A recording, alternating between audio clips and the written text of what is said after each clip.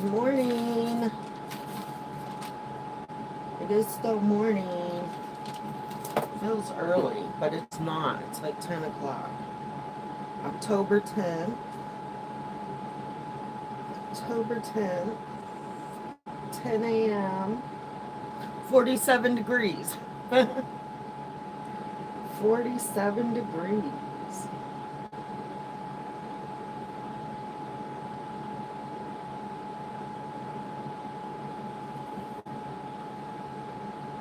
So much going on. Like I'm overwhelmed. I'm struggling. And it's so stupid. So I'm trying to figure out how I'm going to resolve. I'm in the trailer today. Good morning, Ariel. Please email me. Your sis. Wait. I need to see that. Sorry. Your sister had major surgery and she's doing great. Good. Good. My Murphy. Haven't seen you in a while. Okay. So, this is so stupid. I have traffic court today at 1:30. And I don't want to go. And I can't figure out why I don't want to go. It's only in Amherst. It's in the afternoon. But every time I think about it, I start having a panic attack. So, I'm not sure how I'm going to resolve this. And I'm not sure why it's such a big issue. It could be very simple, but am I making it difficult? Okay, so the simple solution, because I looked it up online, the simple solution would be I could call the court clerk and ask for a continuance. The court clerk can give one continuance, but then I'm just putting off the inevitable, right? I could just pay the ticket as is. If I believed I was going as fast as the officer says I was on the ticket, I would just pay it. But I want a speed reduction because I was not going that fast, which is generally a super easy issue. So then, why am I so anxious about going to court? Well, one is the dog. Two is there will be police people there. There will be people in uniform. There will be people. I even drove to Amherst yesterday and spent the night in the trailer to make sure I was here for court today. To make it easier for me today. And I still don't want to go. So then I started thinking, like, I used to work traffic tickets for truck drivers. That was like one of my first legal jobs. Traffic tickets aren't that difficult.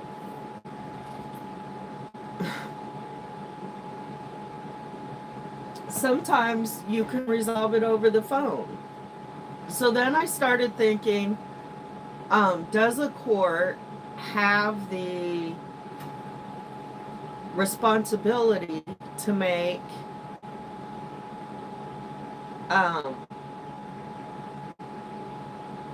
what's the word I'm looking for? Accommodations for people with disabilities. Well, they do. So how do they make accommodations for people with mental disabilities? Do I challenge that? Is that picking, but then I'm picking another fight, right? Then I start thinking about the complaint I need to go file on that lieutenant in Bedford County, and I get overwhelmed. I mean, you guys can see why I don't intentionally, well, to some of you, it seems I intentionally look for issues with the police. But I really avoid the police. And today, like, I just want to avoid people. I just want to be in my house. Or my trailer even. I don't care. I just want to be alone. Me and my dog. So then I started thinking about the VA. What does the VA have to offer me, like, right now, when I'm trying to process all this stuff and get this together, and all these phone calls I need to make, and I'm getting overwhelmed? And where do I go for resources? Where do I go for help? Um, why am I about to have an anxiety attack over a stupid fucking traffic ticket in a small town? It's just a small courthouse. It's like not that big of a deal. So why am I having a panic attack over going to traffic court? Stupid. And am I working myself up? And how could I be bringing myself back down? And what resources are available to me to help me do that? Well, I don't know. I was going to call the Americans with Disabilities Association today, too. So, where should I start? Should I call the VA? Should I call the court? Should I call the ADA? Should I call Bedford County? And by the way, I don't know how many days before they owe me a response on those papers I filed. Look, the heater's on, but I'm shivering. Okay. Are you guys talking? Is the visibility okay? How's the signal today? I feel like I look fine. I feel like the signal's good. So where should we start?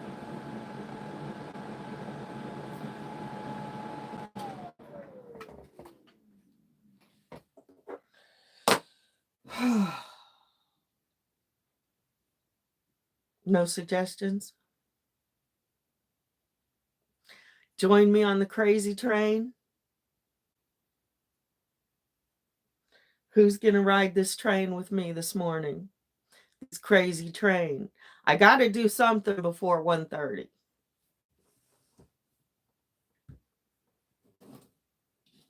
All right, let's start with the court then. I called them last week, but I didn't have good reception.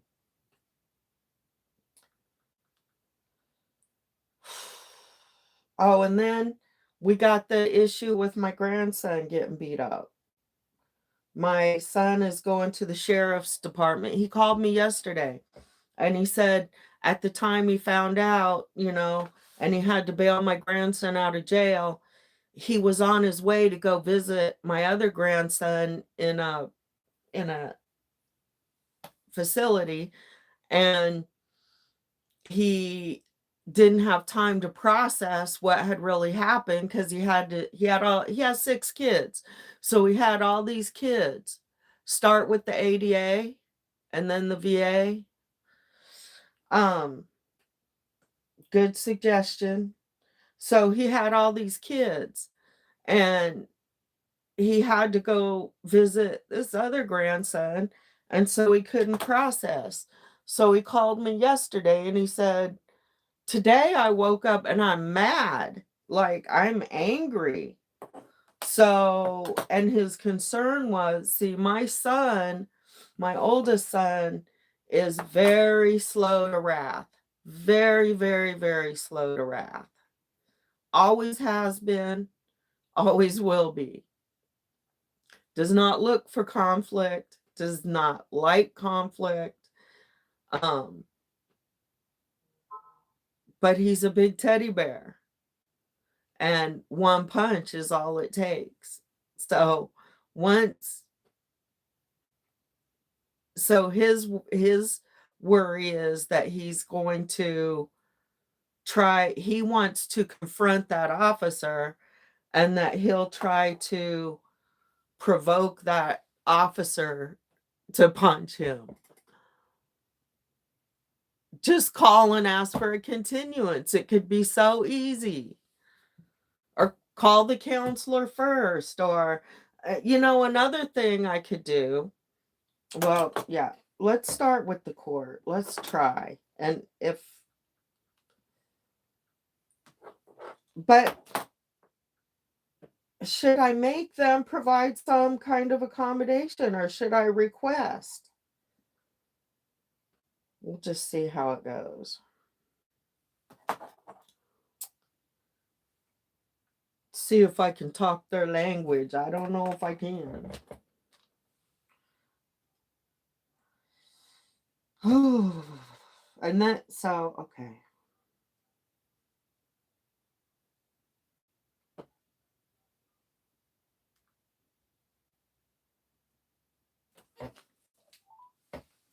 Uh-oh.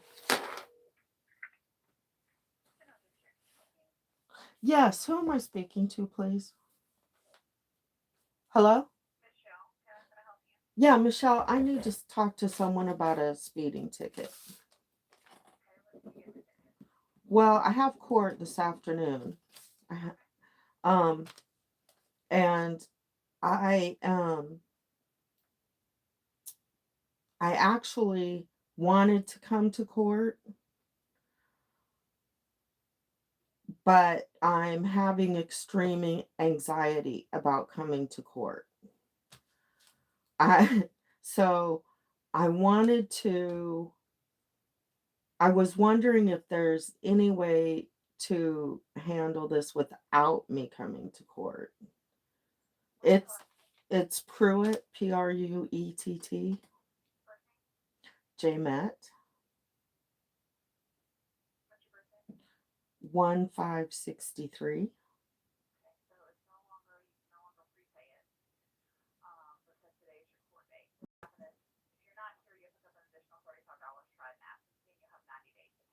Wait, can I not get a continuance? It says online that I can get one continuance through the court clerk. So what's the reason you want to continue it? I just told you. Because, okay, I have PTSD, and I need the court.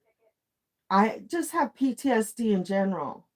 And I don't know why I'm triggered today. And because uniforms and police trigger my PTSD. And I was not going as fast. I was not going that fast. I want to contest the speeding ticket, or I would just request that, can the ticket be amended to 10 over, and then I'll just pay it? Can I enter a plea of not guilty and set it for trial? Did you just hang up on me? I think she said, hold on.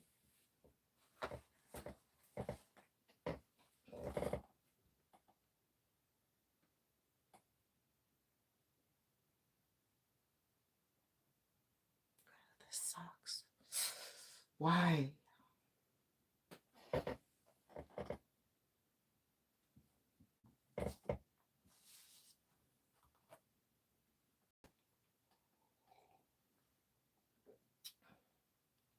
She just said, if I don't show up, I'll get an additional $35 added to the ticket. And she didn't even offer me a continuance.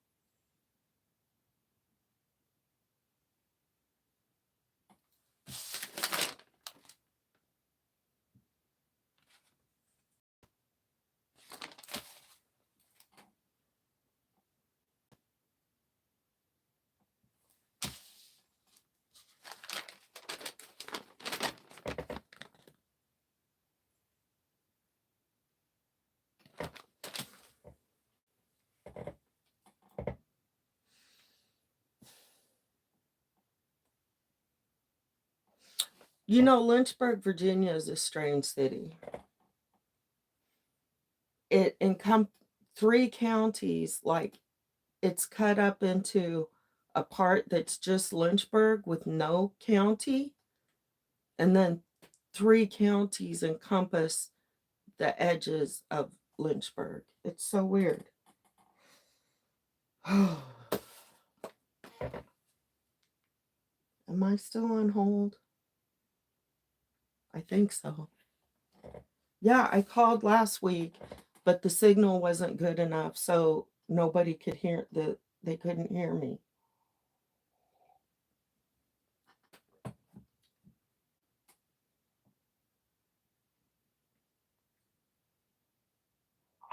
Ms. Pruitt, thank you for holding. I had to run into the courtroom. So my clerk says you can send me an email what you're asking for, and I'll attach it for the judge to look at. Perfect. Okay. What is? Thank you so much. What is your email? Or can I? M. M. ASHWELL. ASH. WELL. At vacourts.gov. VA. VA for Virginia. Yes, ma'am. Courts. Courts. COURTS.gov. .gov. Mhm. Okay, I'll do that right away. Thank you, ma'am. But you're welcome. Bye-bye. Bye. Whew, see, sometimes you psych yourself up for everything to go wrong. And if you just reach out and ask, things might go okay. Now, this doesn't mean it will go okay, but at least she gave me an option. Yes? So, let's send her an email under my real, my name, my legal name email, and ask the judge.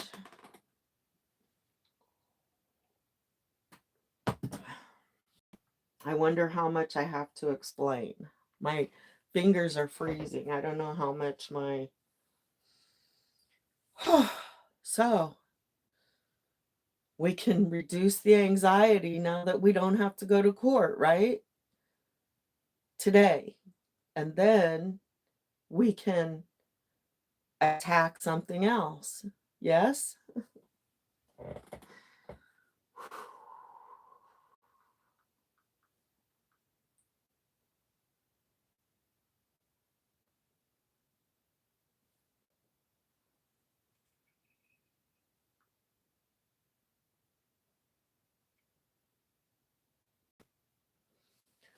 So, the court, you need to see, that worked out. I was going to call the counselor. Man, I think we need to call the ADA next. So I'm going to write that down. Let's call the ADA next and wait to hear from my son. I wish he could go live. He could on Facebook, but he wouldn't do that.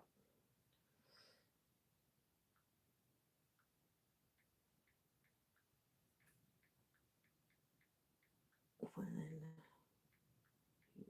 you go in.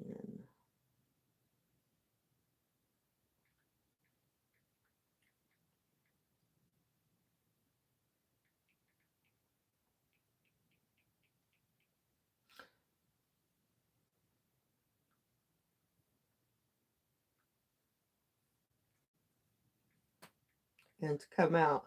I texted him and said, let me know when you go in and come out.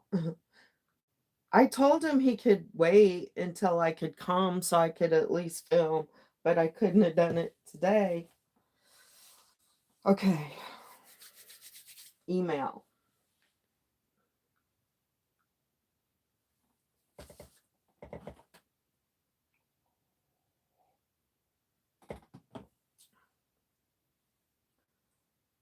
How long do I want to make this email? How much detail do I want to give? MASHWELL.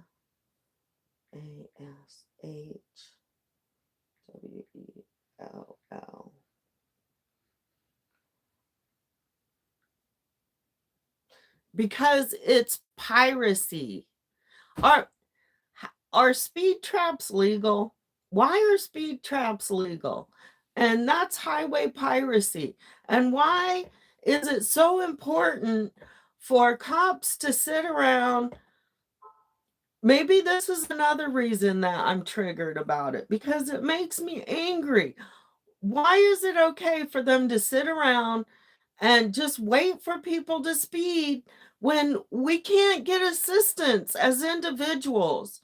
They're here to protect the property of the rich. That's all it's about. And in order to do that, they have to have big guns and tanks and shit. The local police department where my grandson lives was showing off their new tank at a high school the other day. Or no, the junior college. And the kids were saying, "Oh, that's so cool. That's so cool."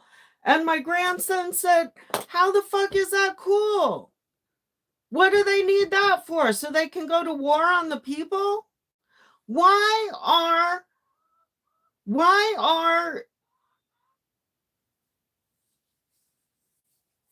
speed traps okay?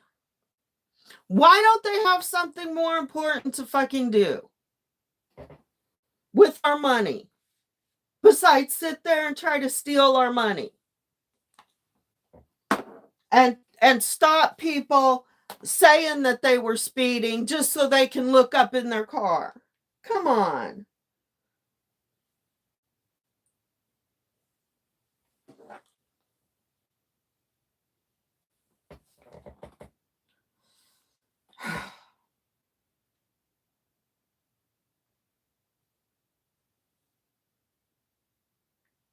VA.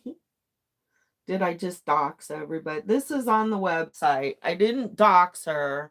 All this information is on the public website.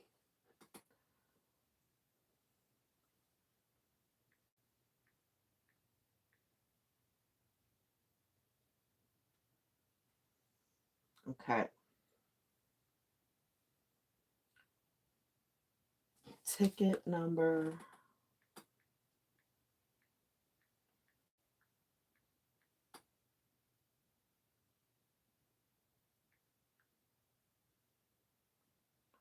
Two, 3, 1, 7, 2, 2.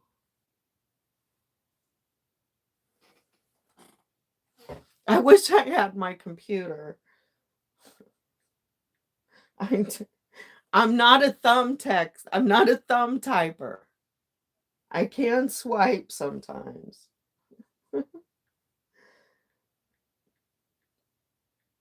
How many of you are thumb typers? I'm guessing not very many, because most of you are around my age range. But if you are a thumb typer, put a thumb in the comment. See if there's any thumb typers in here. This is gonna be boring watching me type this email.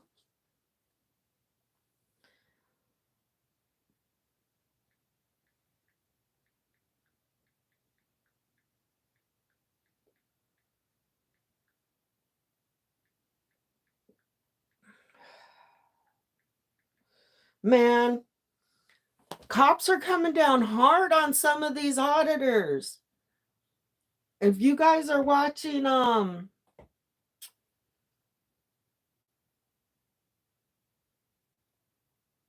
it's not, Transparency, San Joaquin, it's not San Joaquin. Thumbs are for the space bar on a typewriter. Right, Julie? Did you take typing class in high school? I took typing in high school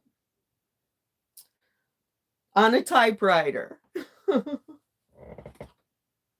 My mother owned one of the first typewriters, and it was pink. You do one thumb on the phone.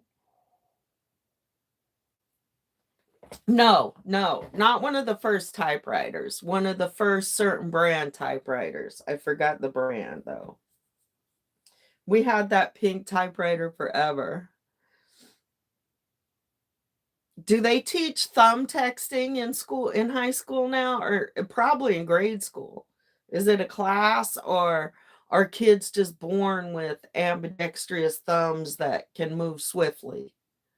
Is it like, is it an evolution that thumbs work differently now?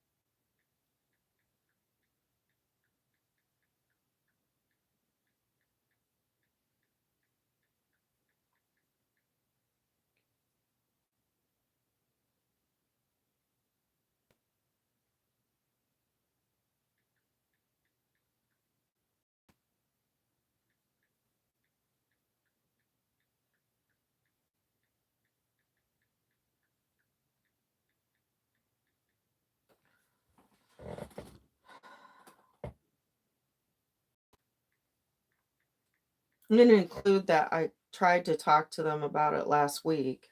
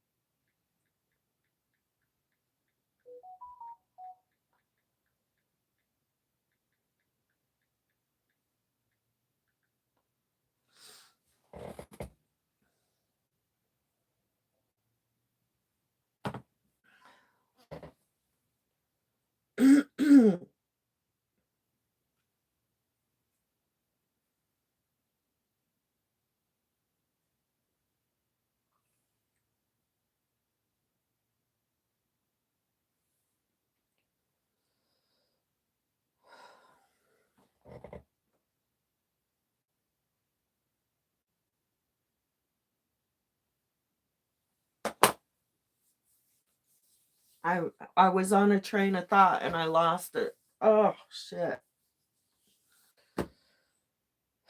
It happens when I'm talking too. Like, it's like all of a sudden the thought just flies away.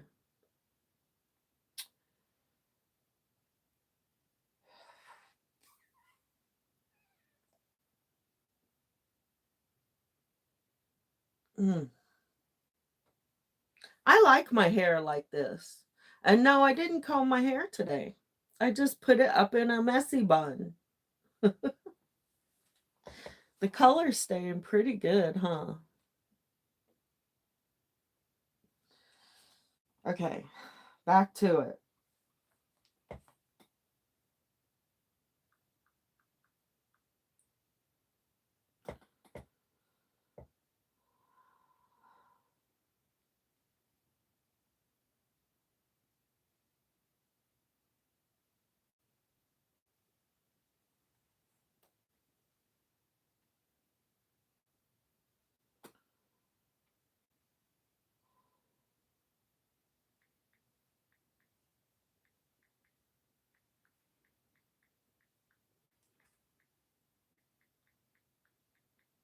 Oh.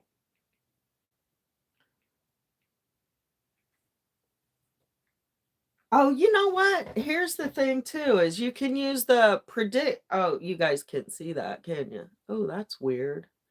Can't see nothing. But you can use the predict text. Sometimes my phone knows exactly what I'm trying to say.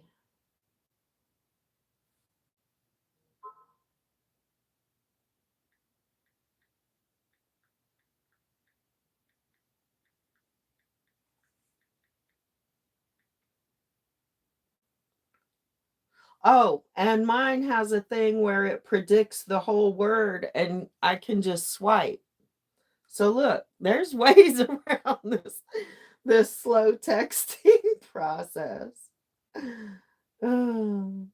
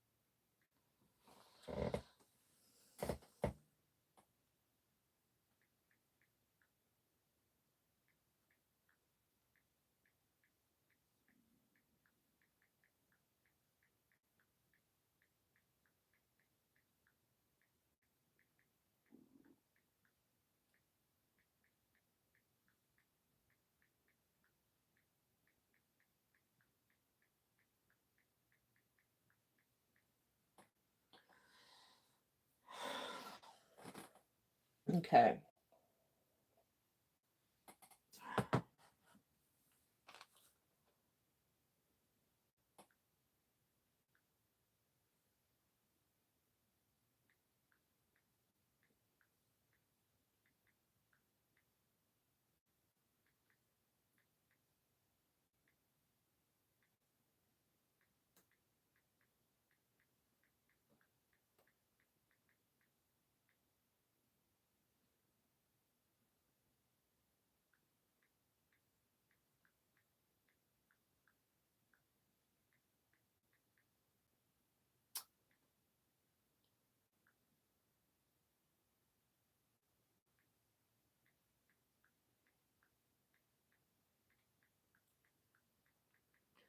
And I have a service dog.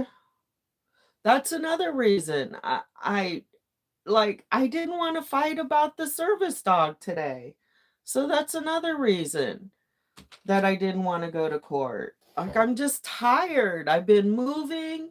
My body hurts. I think that maybe that's, even though, oh my gosh, you guys, I'm sleeping so good out there. It is gorgeous. I'm sleeping good. I'm enjoying it. I'm just not ready to face society again yet. Shit. Give a hoe a break, right?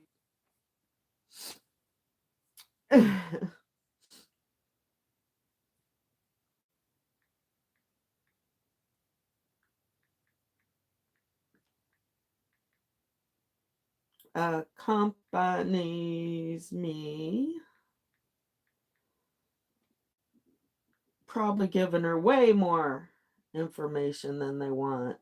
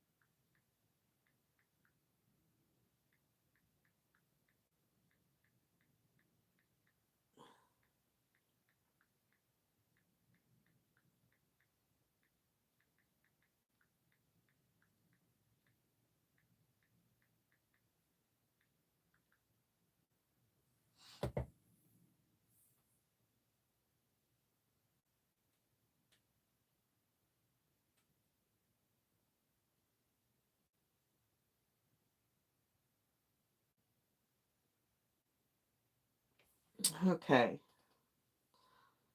I didn't insult.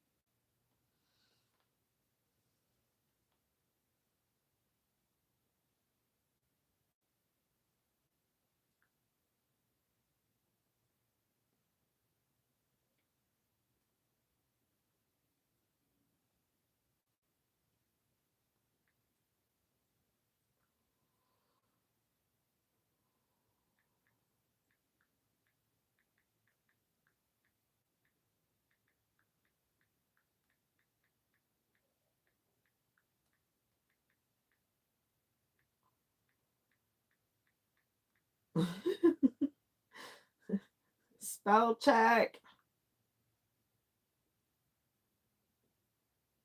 Any accommodations the court can offer will be greatly appreciated. In sum, I am requesting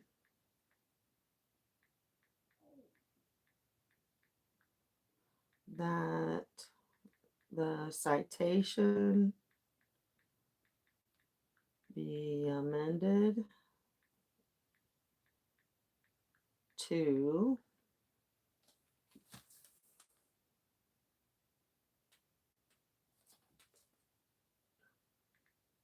$44 in a $35.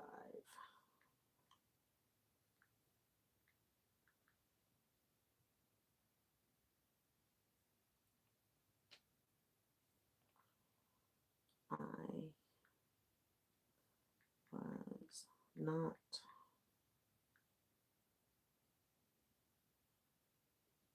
driving over 45.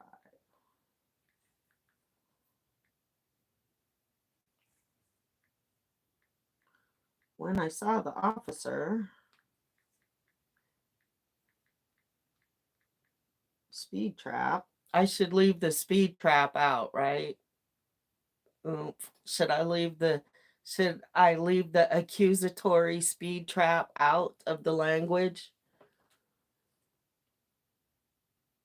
Oh, thank you. Thank you, Murphy. Hi, Seeger's mom. Oh, I know they pay to go gray. Um, I wanted to go the same cut. Yeah, okay.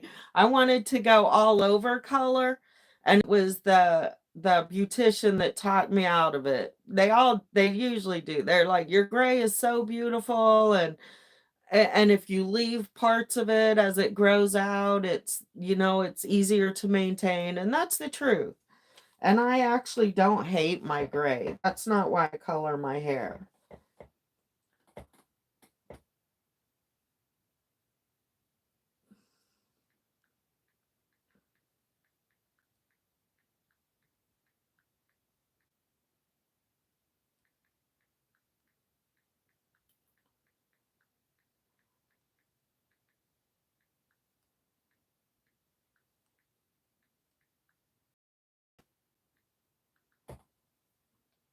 I am requesting that citation be amended.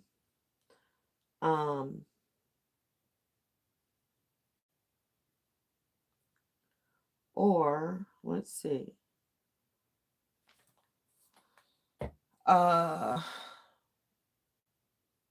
alternatively,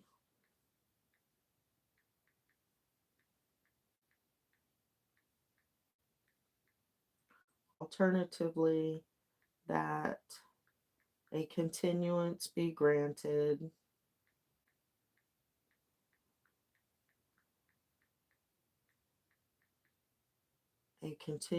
be granted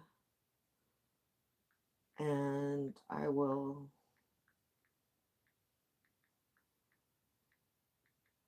trying to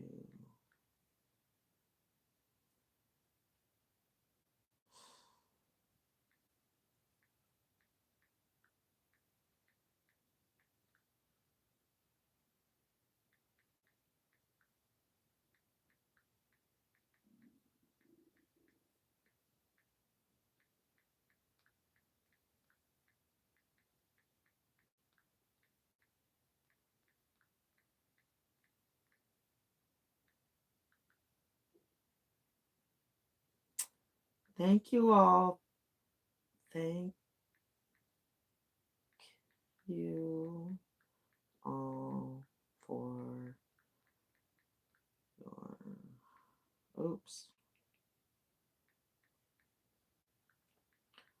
time and consideration.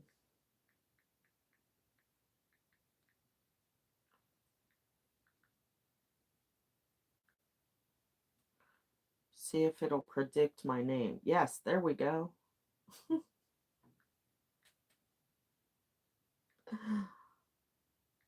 So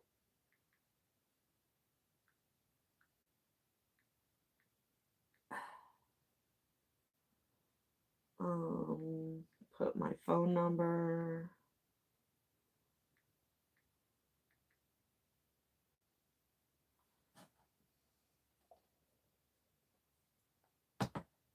Okay. Done. Send. It's kind of long. Accommodations. That. Let's proofread real fast.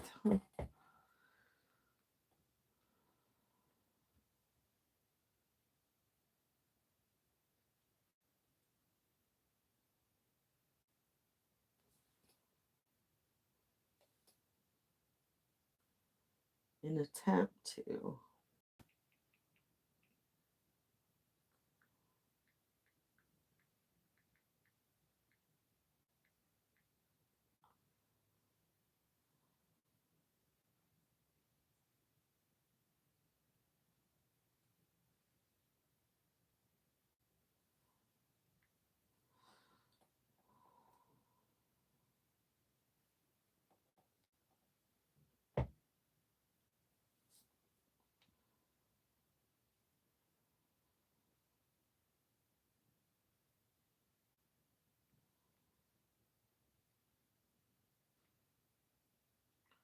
Doing some punctuation editing.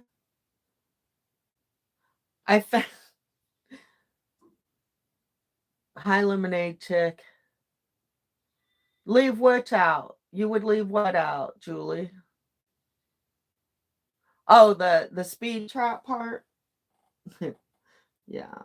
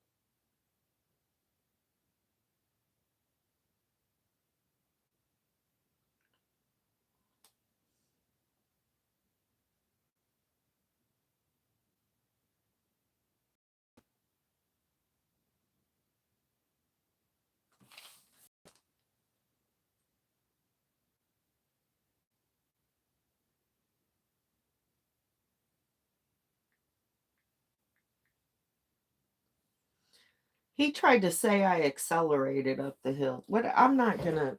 Yeah, I don't want to do all that. Let's just leave it at that. Okay, sent. There it goes. It's done. I can't take it back.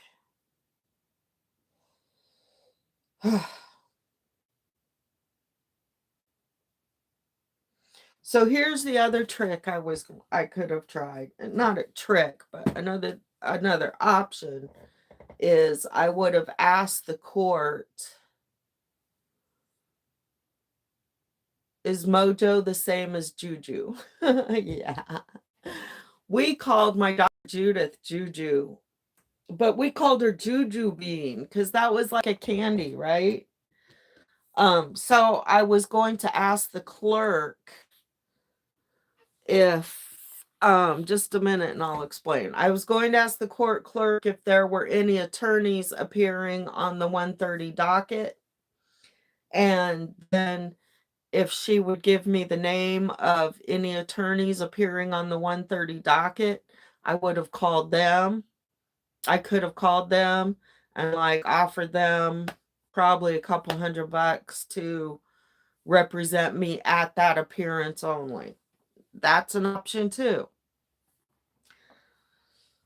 An expensive one, but okay. Thank goodness that's out of the way.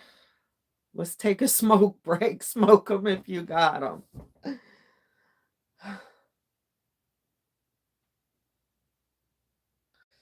And then I'm gonna go make a cup of coffee.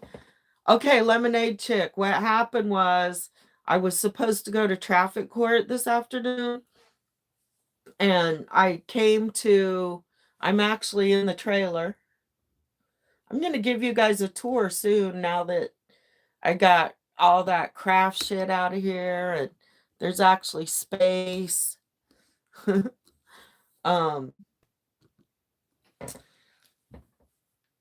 Yeah, I came over here to spend the night so it would be easier for me to get to court this afternoon on a speeding ticket. And for some reason, over the past week, I've had serious anxiety about going to this court appearance. Well, it worked out for me to come over here, so I thought, okay, it's going to be okay. So everything was hunky dory, but I woke up this morning having a panic attack about going to court. So I tried to figure out if should I call a counselor? Should I call, what services are available for me? Should I, is it required for the court to make accommodations for people with disabilities?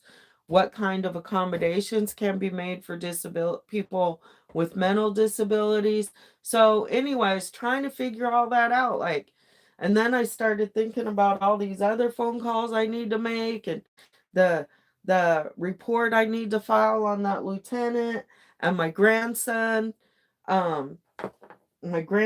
getting beat up because my son is going to talk to the sheriff today, and I wanted him to wait till I got there. So anyway, just started freaking out, and I didn't want to go to the courthouse and fight about the dog, but I didn't want to go without the dog, and then I didn't want to be around people, and we tried to figure out who to call first, and we called the court, and finally the clerk said to send an email letting the judge know what I was requesting, which is just a speed reduction on the ticket, and then I will pay the ticket. Right? That's all I'm asking for because I wasn't going that fast. Hi, Bob. My dog is barking. Let me see why the dog is barking. Oh, it's cold. My body hurts.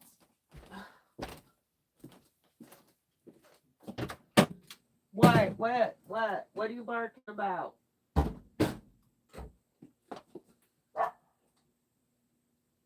I don't know. He's trying to tell me something, but oh, I know that he's telling me that the kids have a big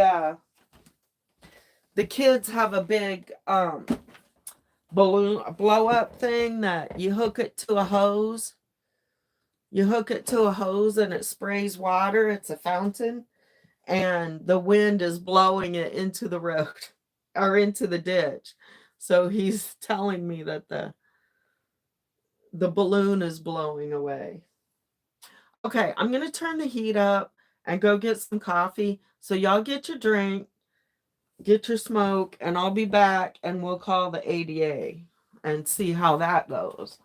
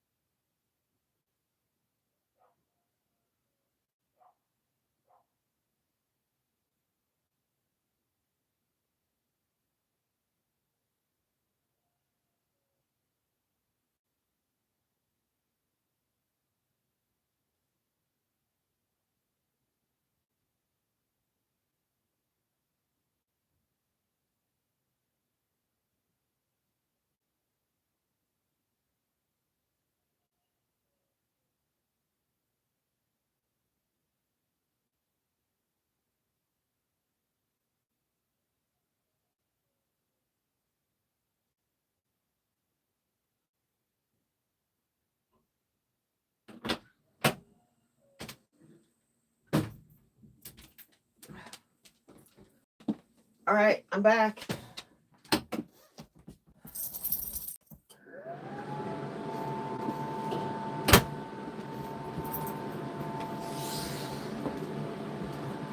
Another thing I'm stressed out about. I have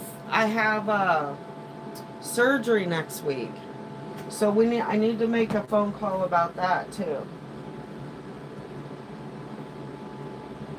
Because I think I need a driver. I don't have a driver. So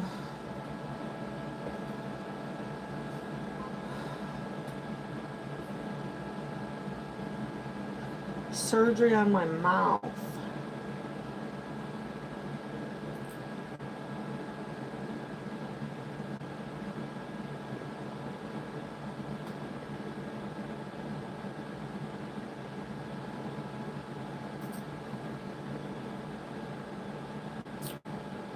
So I'm going to call them.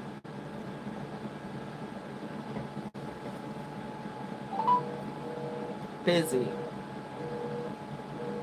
Of course. Okay.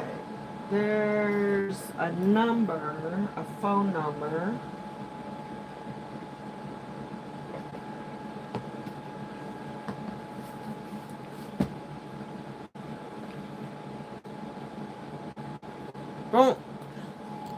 Don't watch me smoke. look at me close. He's so cute.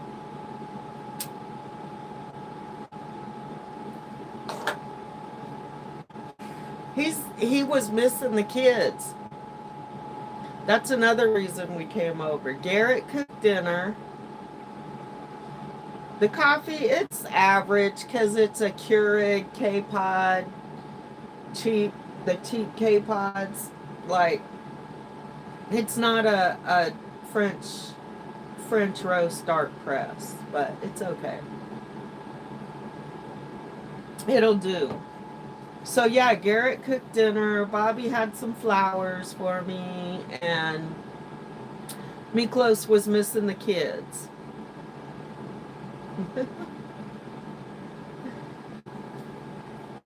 Try this number again. Oh, you guys, I have to do this. This is crazy. I'm going to show you my grandson's mugshot.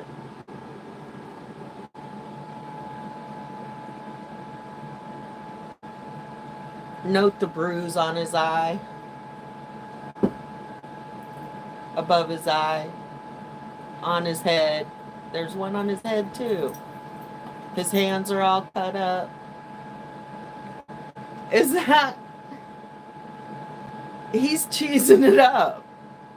Like, what?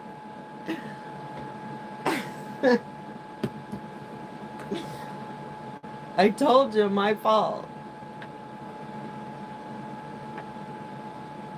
Uh-oh. Why can't I see his... I know who that is. Why can't I see his comment? Oh. Where is your comment? Do I have to donate to get my comments read aloud? No. I just saw you. Oh, there. Can you tell me what all I need to ask at the sheriff's office so I can write it down? Are you going to fill out your FOIA request?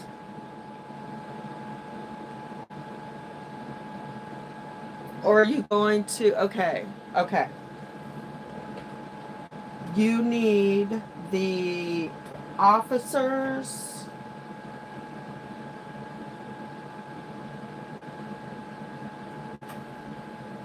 Okay. I started to give it all to you the other day. Oh, you're going to file the complaint too.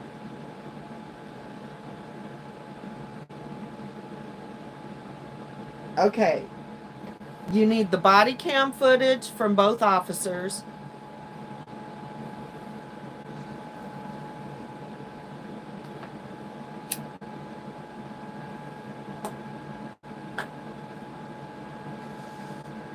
You need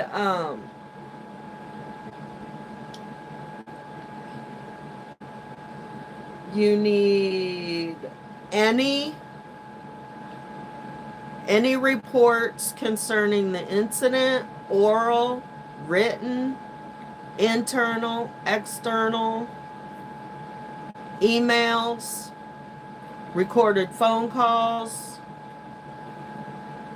You need the officer's date of employment, salary. You need the name of the other officer that was part of the assault. You need a copy. Am I going too fast?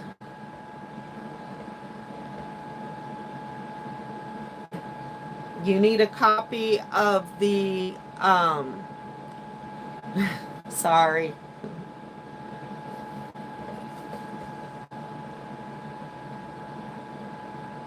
I have to spit it out as I'm thinking it.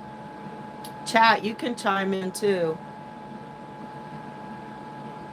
What all do we need to get? You need any disciplinary action, date of employment, salary, rank,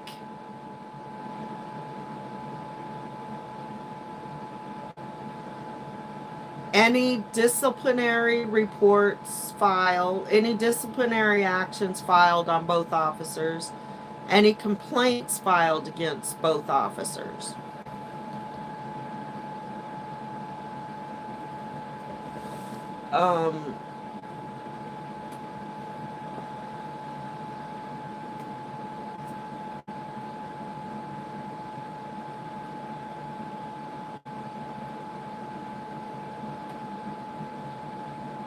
A copy of department policies and procedures.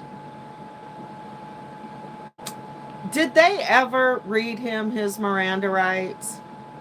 Ever? Even after they cuffed him? I think he says they didn't, right? No. See, is it their policy? All right, let's see. Anything else, guys? Did I miss anything? Help us out.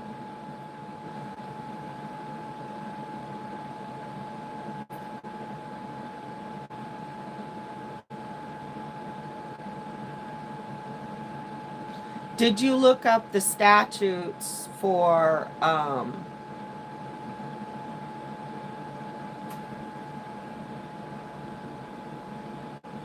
no. No statutes.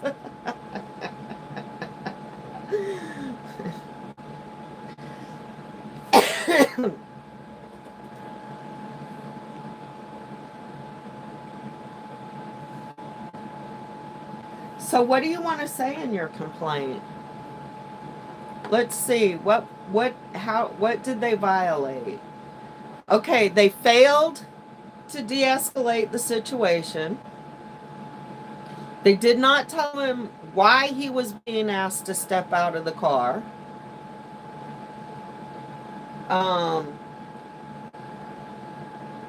Those are complaints.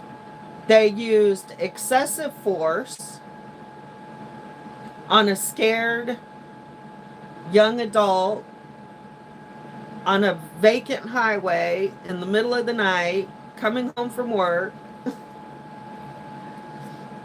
who was scared to death to exit the car with two armed thugs, which you don't want to say, outside the car. They had every opportunity to de-escalate the situation and should have before they forced him out of the car. They should have called a supervisor.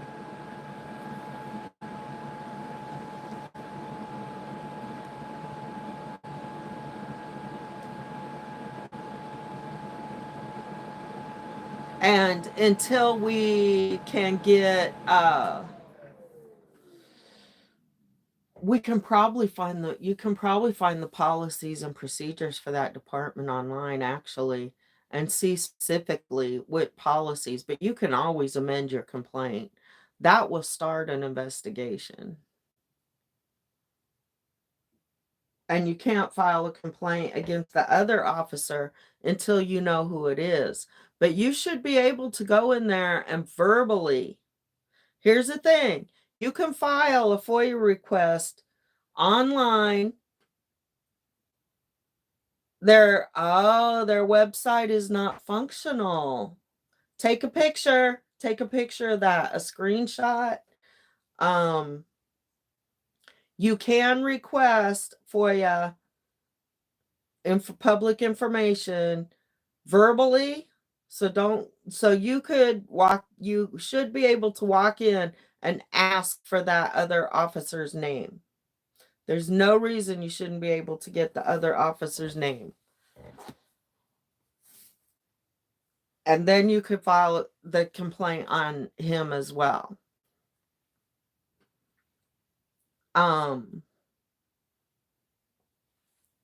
They should have forms available. They don't always have forms available. I was thinking about that. Should we do the FOIA request first and then the complaint? No, because I think you can amend the complaint once the information comes in. It will start the investigation, and yeah.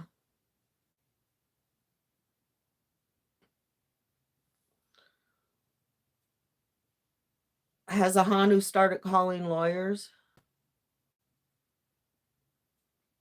Yeah. We're all worried about that. Okay, let's see. What else? There's no specific format it has to be in. That's what I'm trying to say. And don't let them tell you that North Carolina conflicts with federal law. It's easy. Google it. Google North Carolina Freedom of Information Act. Oh, absolutely. Absolutely. I plan on it.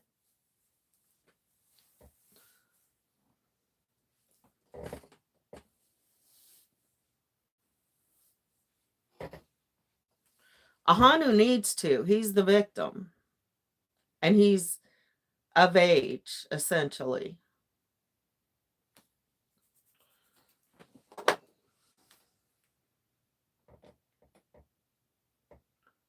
Okay, what else?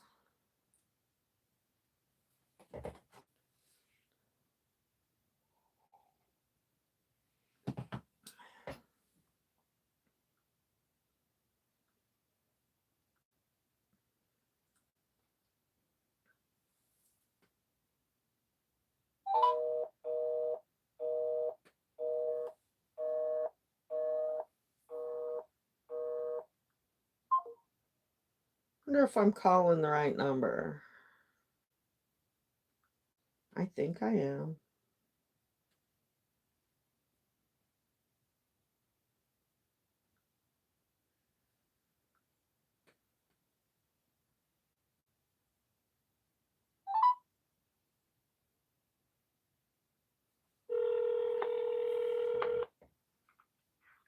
Dr. Bray's office, Alice may help you. Hi, Alice. Is this Blue Ridge Facial Surgery? Yeah, this is Blue Ridge Oral and Facial Surgery, Dr. Bray's office. Oh, okay, thank you. My name is Jamet Pruitt. I have an appointment for surgery next week, the 19th. And I was wanting a little more information. Do I need a driver? Let me go see what's being done. Okay. No, because it's being done under local anesthesia only. Really? That's scary. Okay. That same way they take the teeth out, it's the same numbing. It's like that. Okay. Okay. Yeah, I mean, the anesthesia doesn't do anything for the pain. It just puts you to sleep so you don't know what's going on. Right. Okay. Local anesthesia. Now, I will tell you, you're the one that has the dog, right? Yes, ma'am. Okay. You cannot bring him to the surgery appointment. That makes sense. Yeah, he can't be in a sterile environment. Yeah. Okay. Because, you're going to be in surgery, so you can't control him. So. I can absolutely go along with that one. Okay. All right. Okay, Yeah, I mean, thank you. When we're coming in, is that once you're actually having surgery done, since he is not being, you can't be with him. Sure. All right, so just wanted to make sure. So yeah, arrival time here is 11:30 on the 19th. 11:30. Yeah, let me see if there's any special instructions. Okay, there's a thing about antibiotics. Yeah, they usually, all people who use implants, they like to call the antibiotics in the day ahead for you to start taking, or call them in ahead for you to start taking the day before. Okay. Let me see if, I just have to read notes because I'm not in the middle of any of this.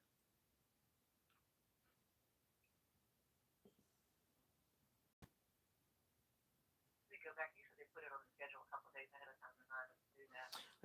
I thought it was a week before, but it's the day before, and they said they would call it in, I think, to CVS in Amherst. Yeah, I'm just reading. Going back. Okay.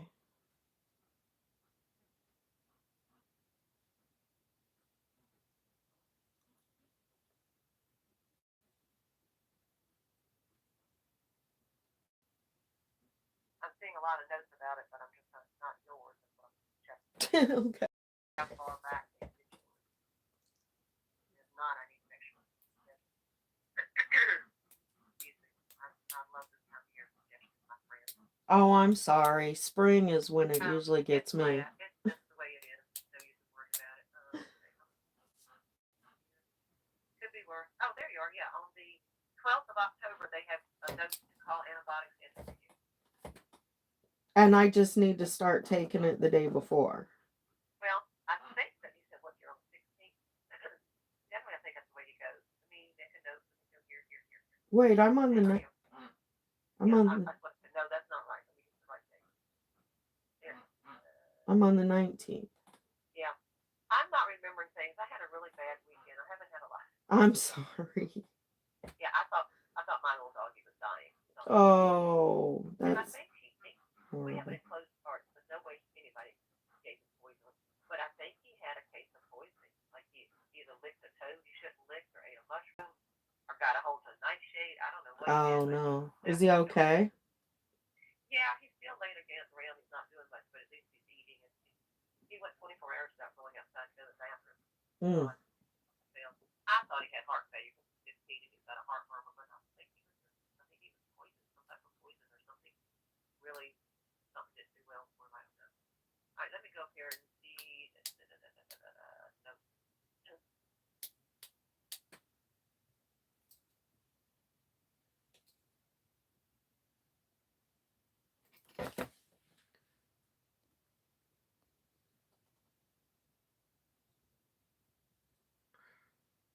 Oh, just Google. Tell me. I'm sorry. Go ahead. It doesn't tell me on here, but I think they'll have the instructions on it when you get it. And you are calling it into CVS and Amherst, correct? I believe so. But I don't live in Amherst County anymore, so I need to know when I'm supposed to start it. If somebody could call me maybe and let me know, because Yes, you start the day before. That's usually the protocol. okay. But so do you want to change drugstores? No, because I'll probably wait. You're in Lynchburg, right? Yeah. Yes. Yes, then I would like to change drugstores. Okay. So, but you said you're not in Amherst anymore? No, I'm in Campbell County.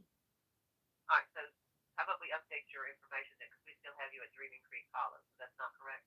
No. Okay. I'm gonna Alright, mute you guys for a minute. All right. So let me get this.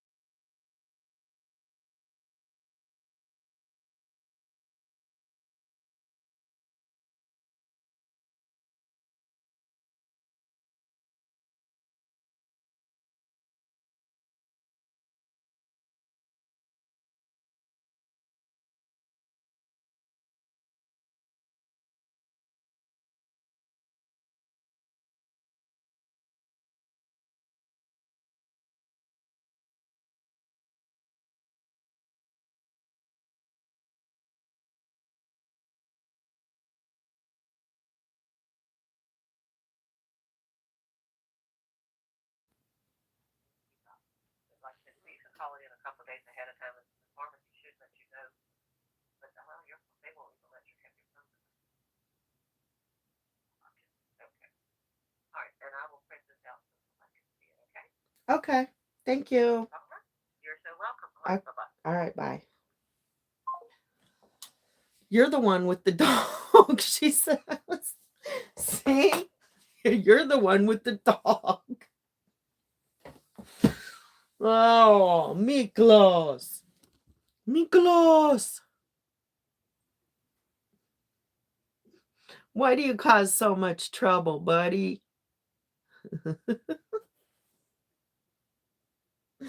He's like, who, me? I'm no trouble. You guys, I gotta get a doggy door.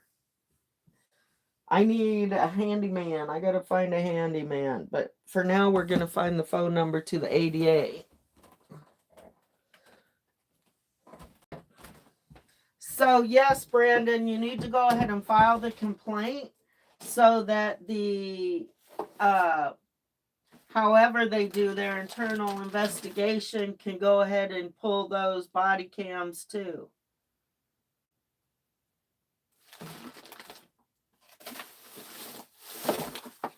Okay? Make sense?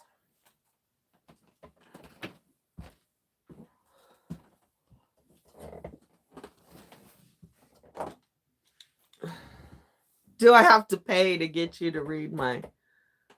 Oh, Juju's calling you?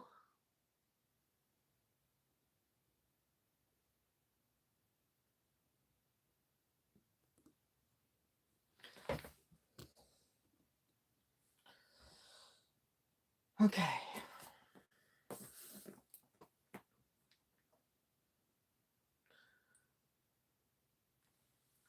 I need to keep notes on this in my handy dandy list book.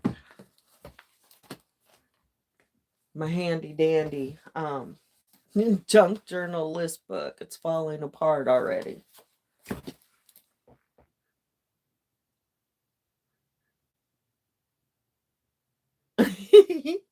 They don't even know his name. Gosh, he's just the dog.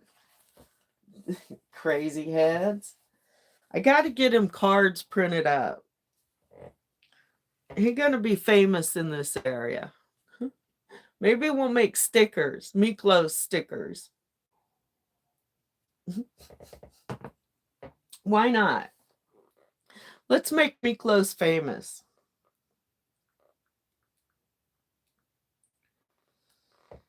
Okay.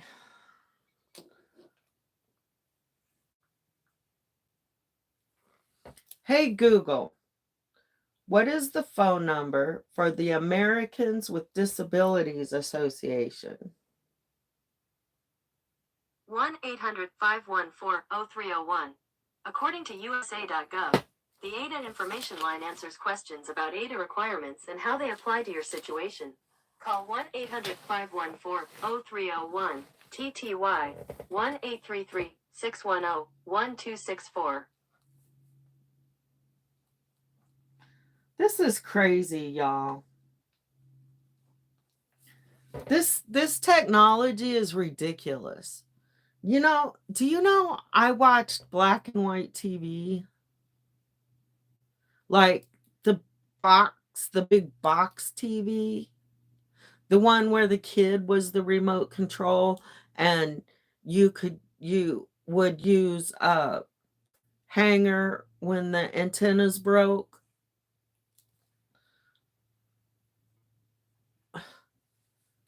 This is crazy. This kind of stuff was on Star Trek, you know, outer space stuff.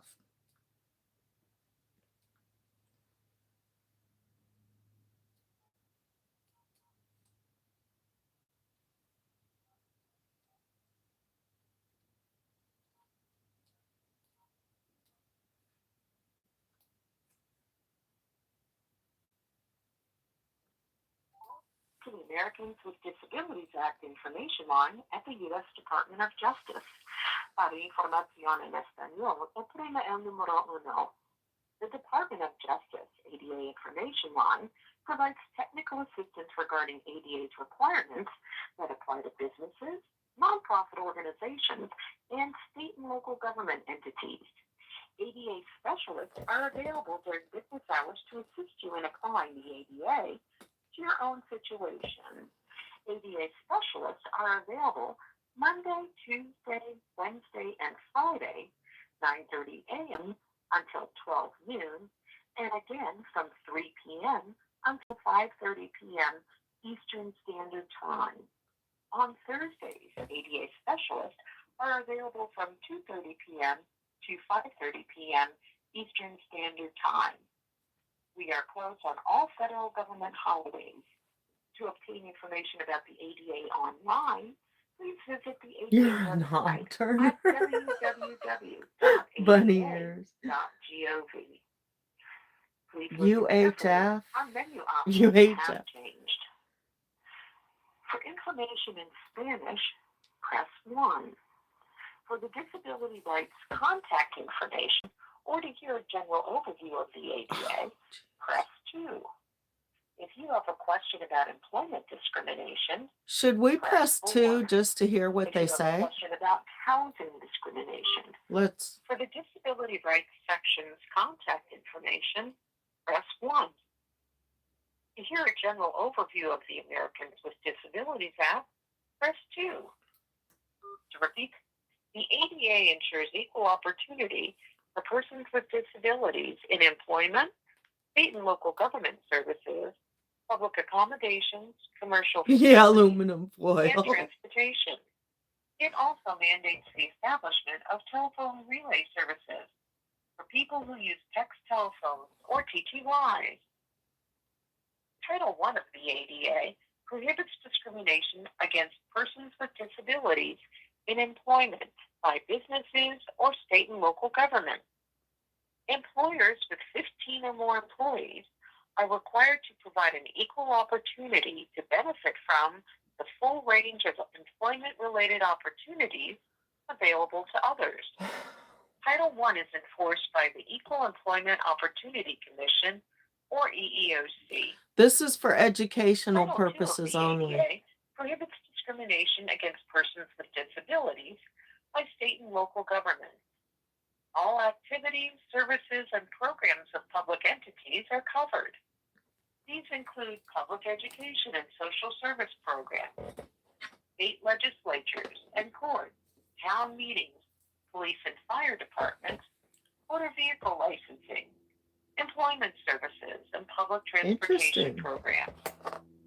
State and local governments must operate their programs so that when viewed in their entirety, they are readily accessible to and usable by people with disabilities.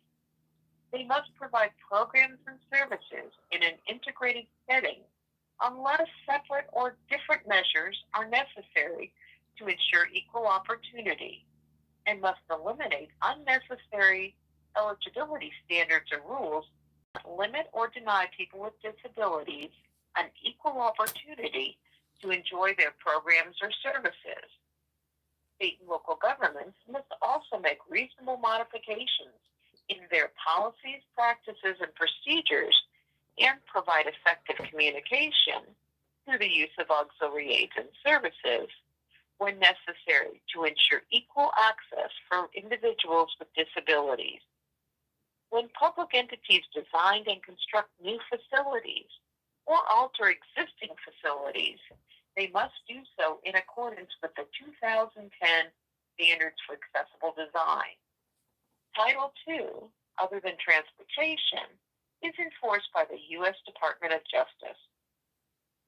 The U.S. Department of Transportation enforces the provisions of Title II relating to public transportation services.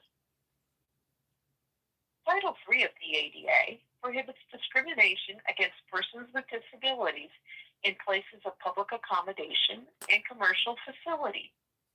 Places of public accommodation include millions of privately owned establishments of all sizes, such Privately as owned hotels, establishments, theaters, restaurants, convention hotels, centers, doctors' offices, doctors' retail stores, offices. museums, libraries, Oh, private schools, health spas, and daycare centers. health spas, Commercial facilities are businesses whose operations affect commerce, such as office buildings, factories, and warehouses. tattoo parlors. Public accommodations must provide goods and services in an integrated setting unless separate Integrated. or different measures are necessary to ensure equal opportunity.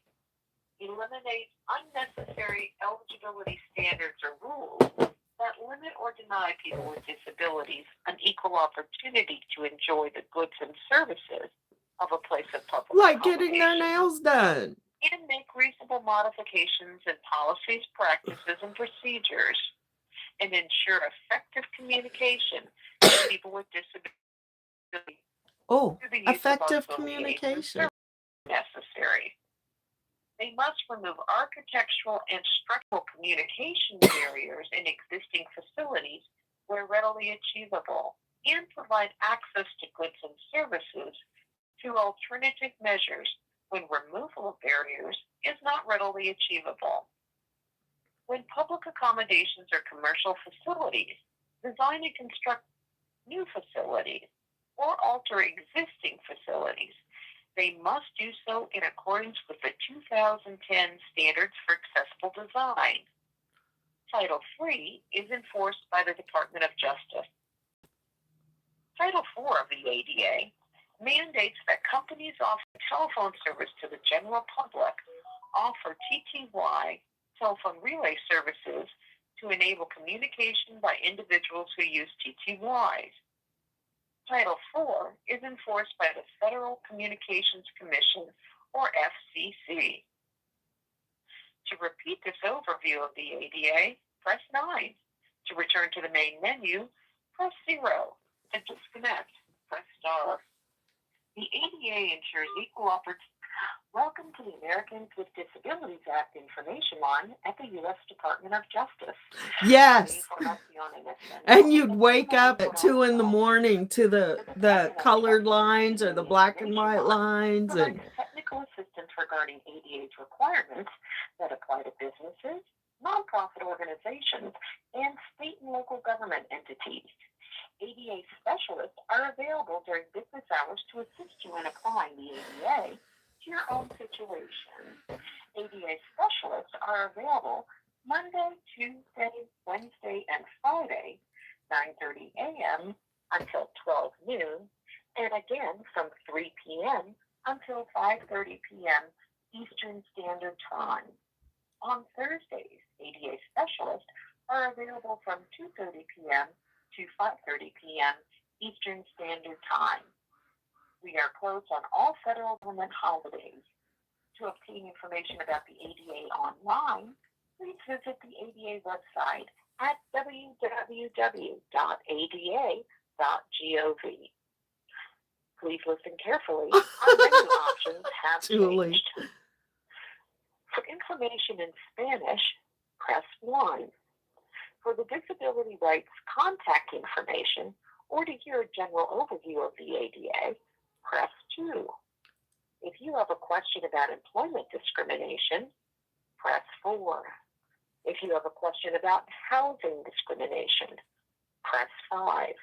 If you have a question involving air travel, press 6. Callers from the media or those requesting a settlement agreement from the Freedom of Information Act office, press 7. To speak with an ADA specialist, press 8. To repeat this message, press 9. To disconnect, the ADA specialist can provide technical assistance to help you understand the Americans with Disabilities Act and the implementing regulations as they apply to goods and services provided by private businesses or nonprofit entities, or programs, activities, or services provided by your state or local government. If you have an employment-related question, you must contact the Equal Employment Opportunity Commission, or EEOC, for technical assistance. You can reach your local EEOC office at 1-800-669-4000. The information how that you does receive anybody from the get through this specialist on tirade of line stuff? is informal guidance, not legal advice, and is not binding on the department. To assure the quality of the information lines and for training purposes, your conversation with an ADA specialist may be monitored. Please do. Hold, and you will be transferred to the next available ADA specialist. Please monitor Please this know call. that wait time to speak with an ADA specialist may be 20 minutes or more. Oh my gosh. Please transfer your call. You have reached the customer helpline. Currently, all agents are busy. Please continue to hold for the next available representative. But Sin on Skin said they had the ADA on the line. He said that he called the ADA and they told him that I had to have papers. Currently, all agents are busy. Please continue to hold for the next available But you see what it takes to get through. And now they're telling me it's a 20-minute wait. Possibly.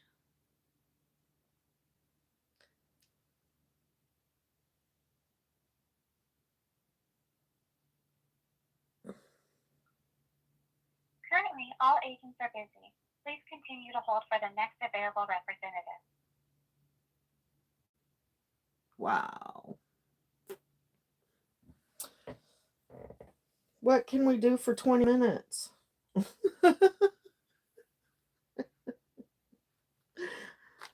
Oh, we got a new book to read. We got Currently, all agents are busy. Please continue to hold for the next available yeah, Bob. representative. Would for breakfast definitely a donut.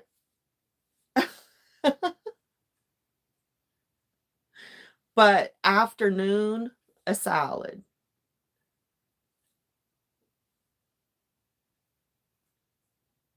Currently, all agents are busy. Please continue to hold for the next This is available funny. representative. I'll be right back.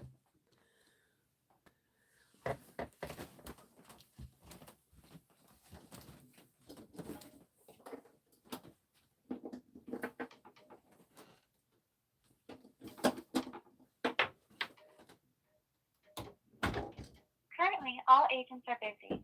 Please continue to hold for the next available representative.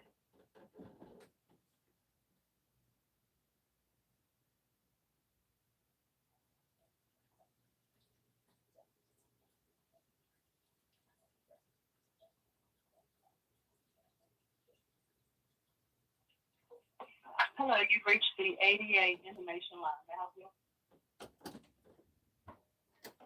Can you hold on just a second? I walked away from the phone. Okay.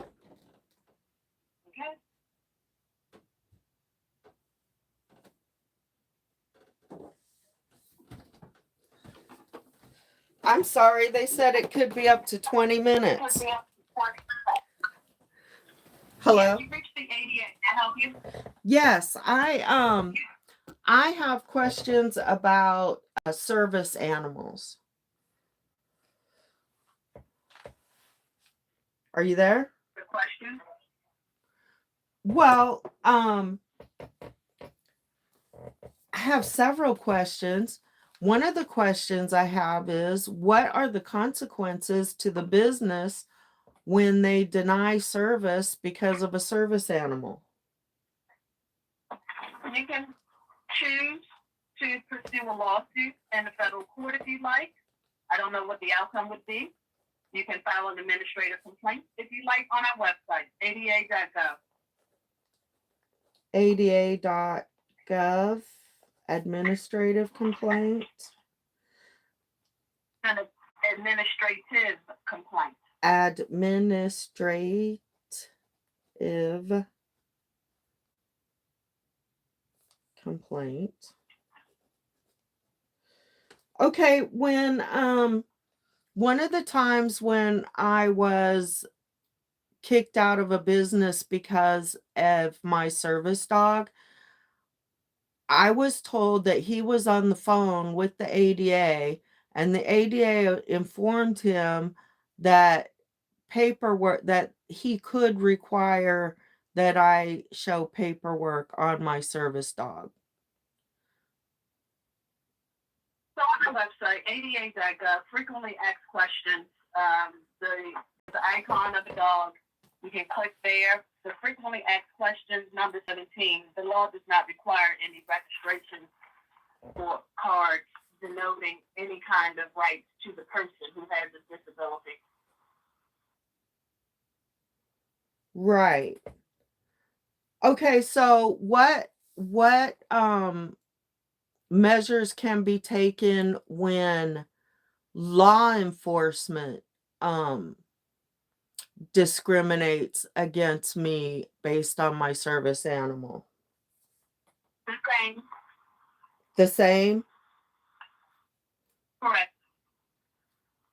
Okay.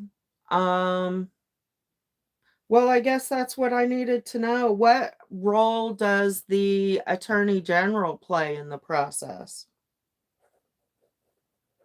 You would file an administrative complaint with the Department of Justice, who the Attorney General is head of.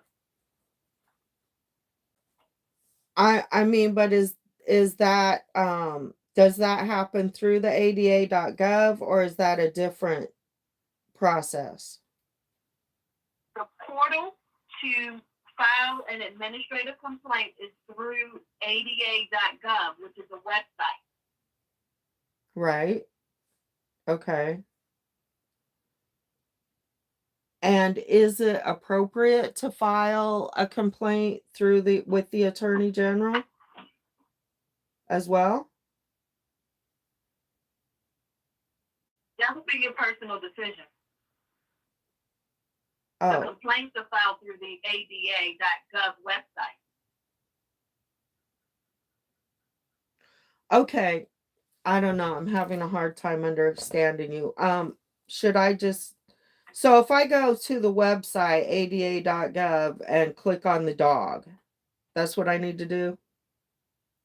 Yep, to answer questions about why the person asked for a registration card, you can read that question number 17. To file a complaint, you click the button that says file a complaint. I see. Okay. And where would I find information about filing a federal court case? You would have to seek an attorney for that. So somebody that can't afford an attorney wouldn't be able to do that? You can always seek legal aid. Every state has that. So easy. Okay. Thank you very much. You're welcome. Have a better day. Okay, bye. Have a better day. What made her think, was I rude? Did I sound like I was having a bad day? Earlier, I was having a bad day. Have a better day. I could barely understand her.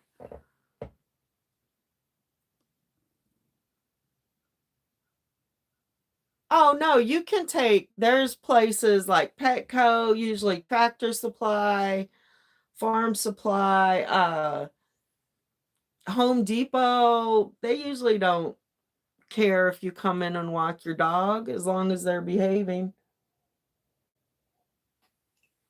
They don't even freak out if they have an accident on the floor. So did we learn anything? Do we know anything yet? I still don't think we know much.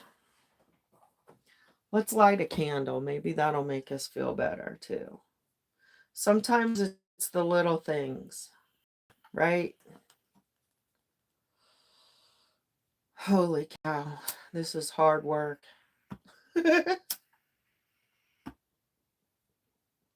So,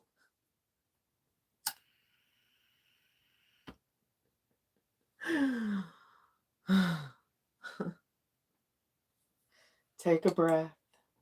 Fusaba.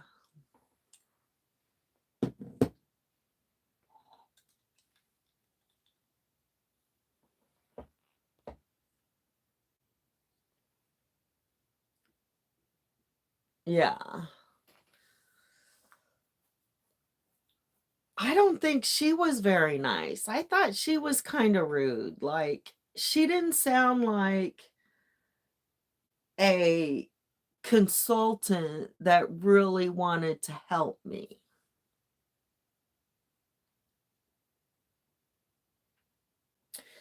She did say, okay, so let's go click on the dog link. Why not? Oh, should we do it on the tablet?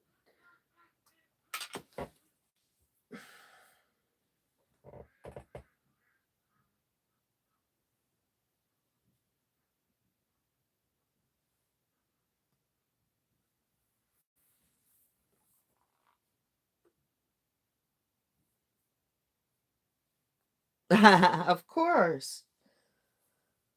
Yeah, they're having problems. They're either that line specifically for businesses but you see she said it's the same process to file complaints against the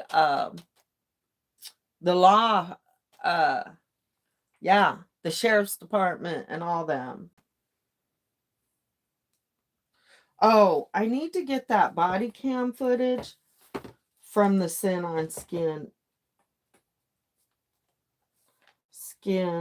body cam footage if they have any. I didn't really take note. And I need the officer's name.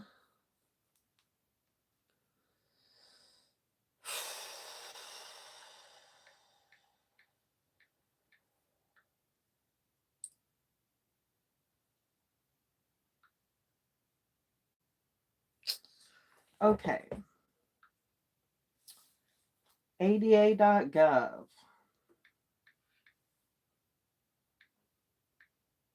I was hoping they would be more informative, more helpful, more interested in hearing my story. But you notice she wasn't interested in hearing my story at all. Exactly.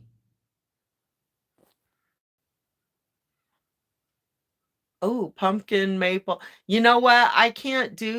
She's having a bad day. She sounded annoying. Okay, thank you. I thought it was just me. Medical, I New Horizons. It's ridiculous. No wonder people are frustrated.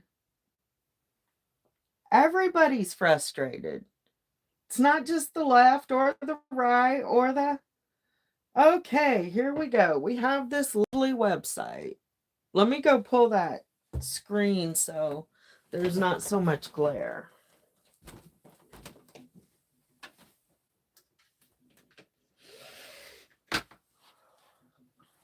Left, right, in between.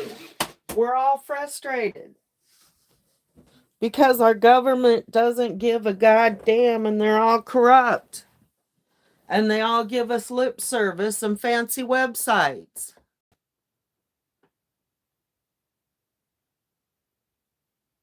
What's... Okay, where's the dog?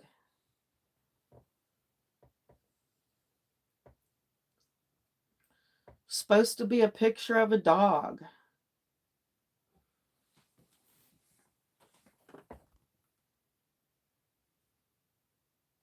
No, everything's online. Okay, there's the dog.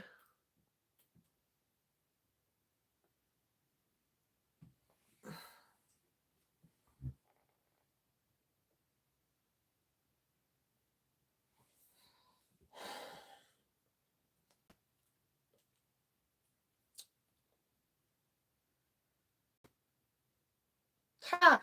Okay, let's just get into it. Did you ever... No, Bob. No, yeah. That is a waste of my money. That right there. I'm going to file a complaint on the ADA itself because that is a waste of my money. Because now we have... What if I couldn't read? What if I didn't have technology? Right? What if I didn't have a tablet and the ability to type? What if I don't have fingers? That was a useless waste of my money. Fuck. See why I hate doing this shit? Adulting, peopling, it sucks. I hate it. It's bullshit. Let's go back to the woods. Let's go back to the enchanted forest and play house. Fucking corrupt government everywhere in the world. Everywhere.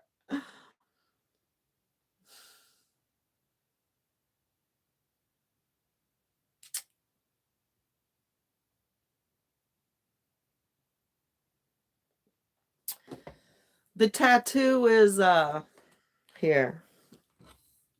Since we're being intimate today. The tattoo is my gypsy with her trunk. And it says, gypsies have baggage. That's my waiver up front. Don't tell me you want somebody without any baggage. Because we all got it. We all got baggage. That's a bullshit statement. I want somebody without baggage. That means you want somebody soft and sweet, to stay sweet and do what you say. Fucking patriarchy. The fucking patriarchy. Bob, are you a feminist?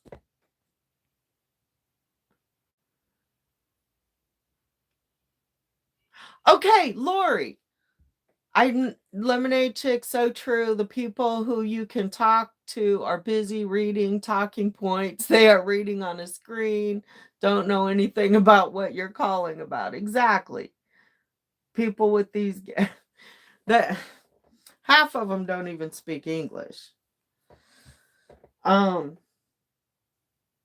So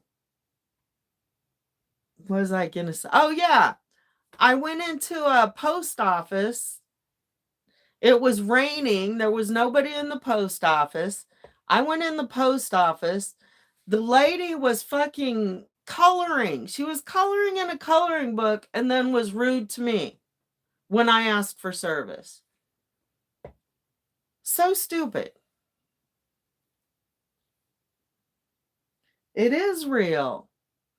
Just because you can't see it doesn't mean it's not real and doesn't mean that it's not debilitating. Shit. Ugh. Sorry, guys. Let me calm down.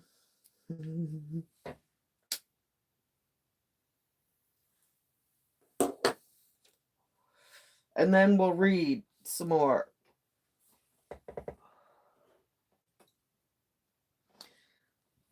Okay.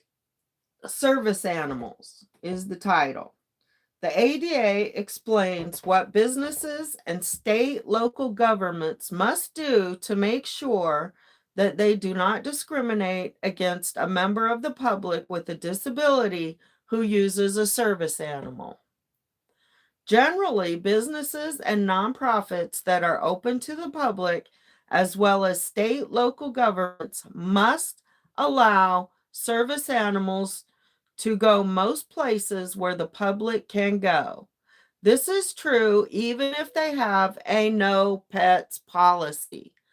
No pets policy and a sign on the door that says no pets does not apply to a service animal, because a service animal is not a pet. A service animal is a piece of medical equipment. Okay. This is not legal advice. This is for educational purposes only. This is Pluck's rant, whatever, reading, story hour, whatever you want to call it.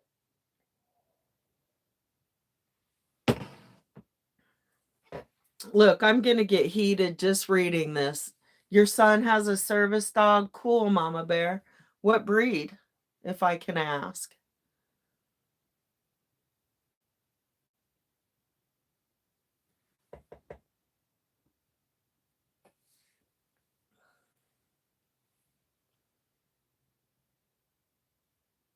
Telling your 90-year-old mom. Yeah, what if your 90-year-old mom called in, Ariel, and was having troubles about us taking her service animal to the nursing home? I don't know, or to the senior center. A lab? Nice.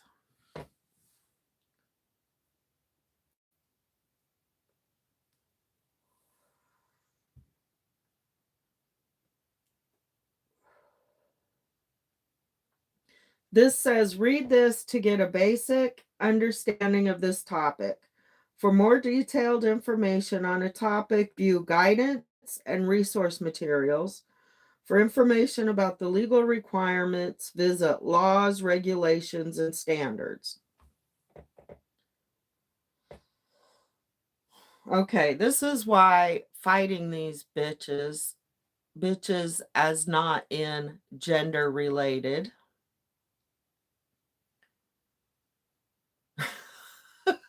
Bob, you need a emotional support human?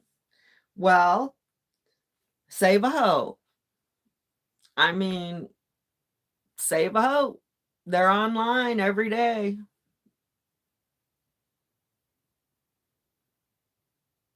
Yeah.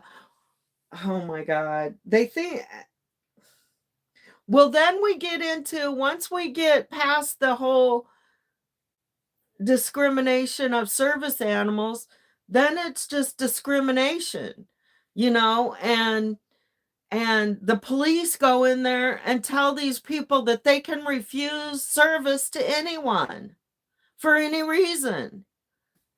That is ridiculous, y'all. This isn't the 1800s. It's not even the 1950s. It's not the 1930s, 20s. It's 2023. Yeah, there you go. There you go, Bob.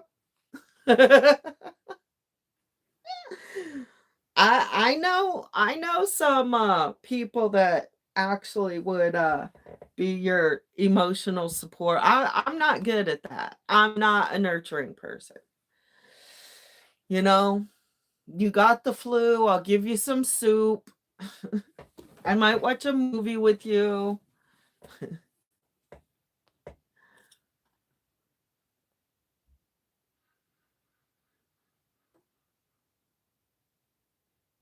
Yeah. Once the dog's out of control, then they can ask you. But at no time has my dog been out of control. Anyway, let's go. Here's the thing, too, because this says right here we got a problem. Oh, you guys can't see this. I'm sorry. But it says about service animals. Service animals are dogs, any breed and any size of dog, trained to perform a task directly related to a person's disability. That's all it says. Who's got the flu? The swine flu?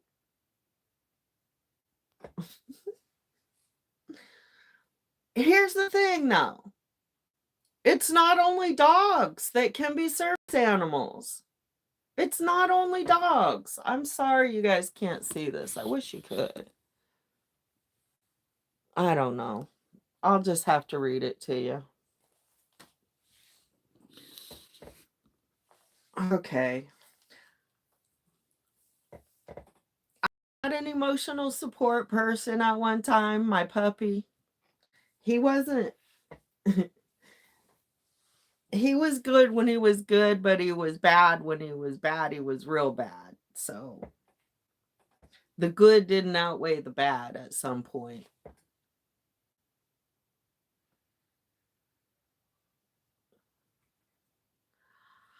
I mean, no, I don't. They're not allowed to refuse service for political association, are they?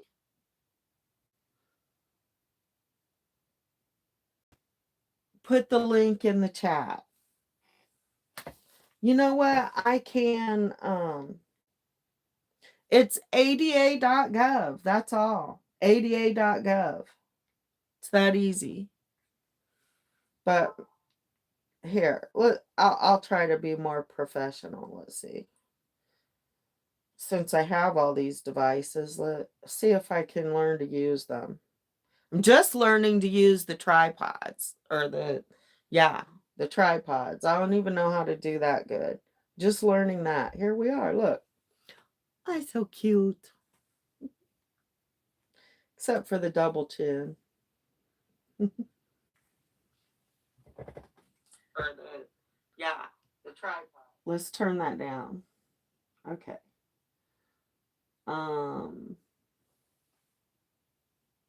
Okay, I need to go there. See, now I have to look at myself. I don't like to look at myself doing this. ada.gov.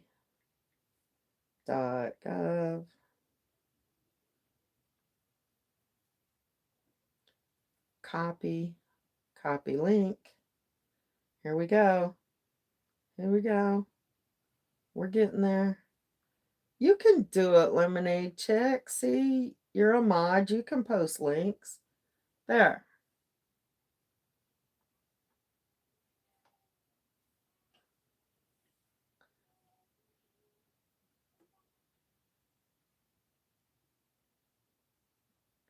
You met me on a Caribbean cruise.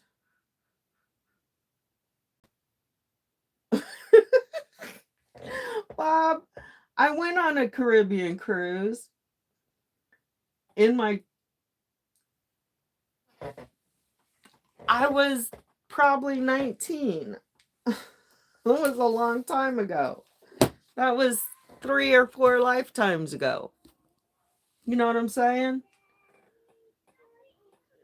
Of course, I've been to Vegas many times. Oh my goodness. No, you said you would give soup to help. Oh. You got the flu. I'm staying away. Okay, I'm slow.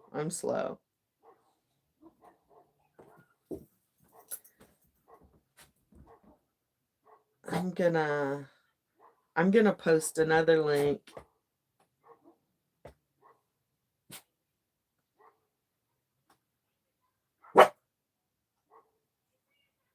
Wait. No, I can't do it. How do I do it? Oh, you goofball. Hush. Are they outside? I don't know how to do it. Never mind.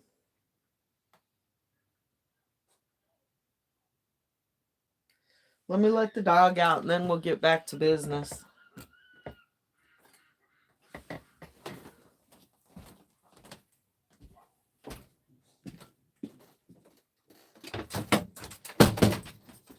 You want to go play? Hi, guys.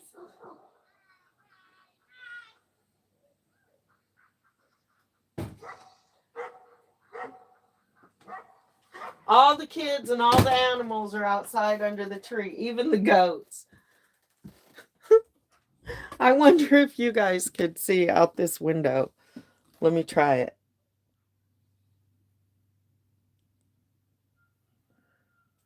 Look, there's the goats, the kids, the dogs, the chickens, and the ducks. They're all right there. Oh, there's me close way down there. That's nice scenery, huh? The kids are out of school today. It's been like a 4-day weekend.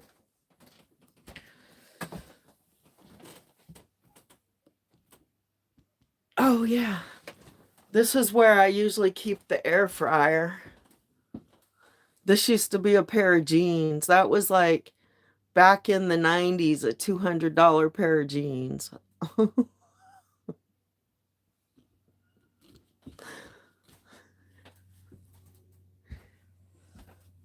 Still in use. Denim is very useful. Okay, back to reading about service dogs and the misinformation that's on this website. You guys can read along now.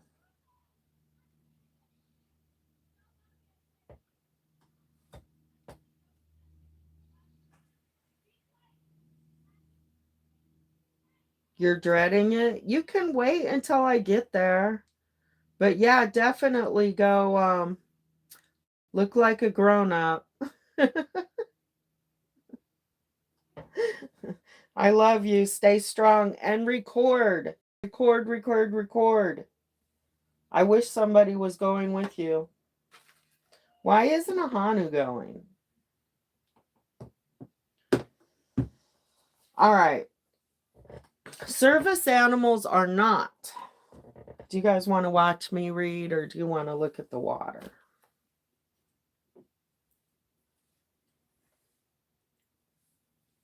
Look at the pirate.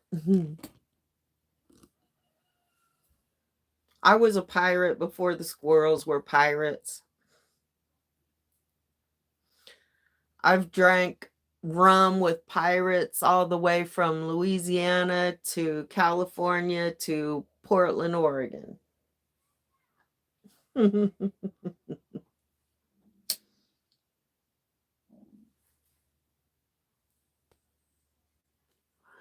Modern day pirates. Have you guys watched any documentaries about the high-tech modern day pirates? Oh my goodness. Okay, service animals are not required to be certified or go through a professional training program.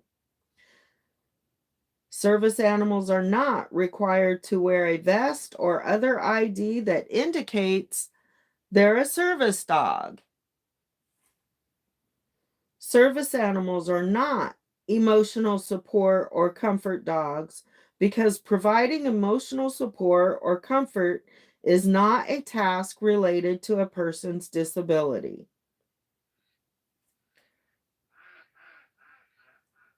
Now there's a link here. It says more about the difference between emotional support animals and service animals. Let's go ahead and read that, because that comes up all the time when y'all are bitching about my dog. Bitching and moaning about my dog. Some clowns. Clowns be clowns. Tweakers be tweakers. No matter what they pretend to be.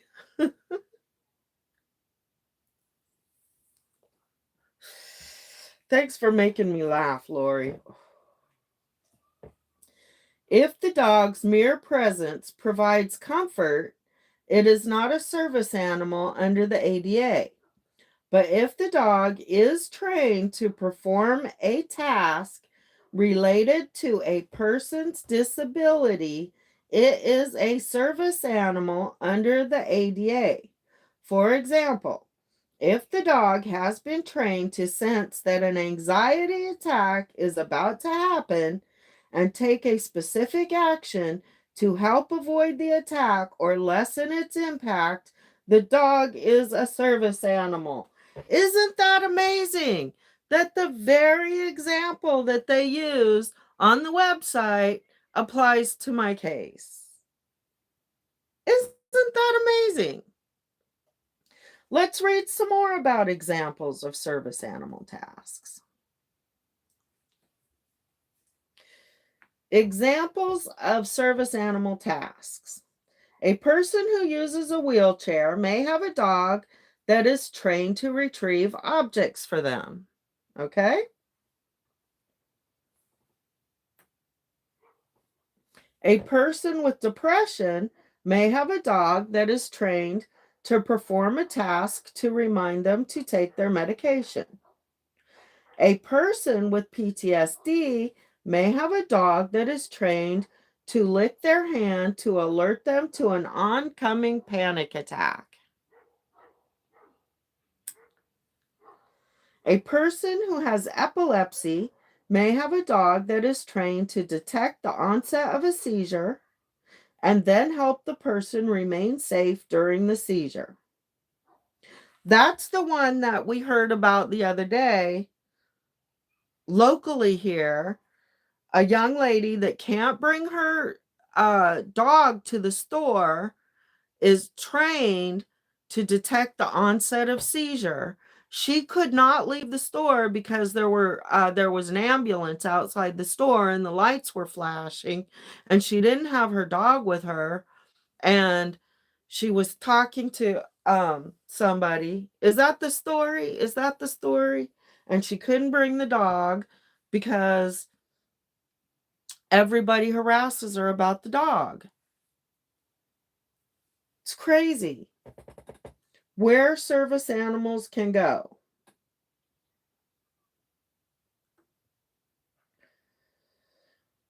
Generally, service animals are allowed to be with their person, even in places that don't allow pets.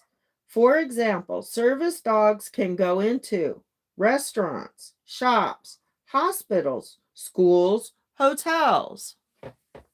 They have tried to give me a little bit of guff about, yes, diabetes is another perfect one. The dog can smell the saliva when the person's blood sugar is going low and alert them.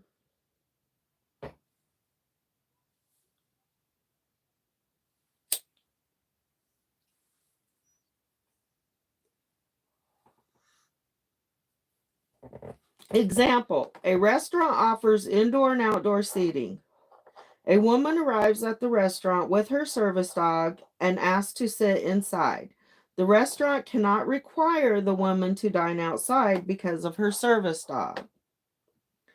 Now, there have been times when I went into a restaurant and they offered us, immediately said, we have outdoor dining for the dog. And I would say, oh, well, he's a service dog, but we prefer outdoor dining today. And they would say, oh, okay, well, you could sit inside if you want. So, but usually if there is outdoor dining and the weather's good, we prefer outdoor dining. But we, yes. I think those children should be able to take their service dog to school for sure if they need to. Anyway, sometimes, yeah, I'll say, no, it's too hot. I'd rather sit inside. Okay. The ADA also applies to certain types of housing, including housing at public and private universities, public housing programs run by state, county, and city governments, emergency shelters.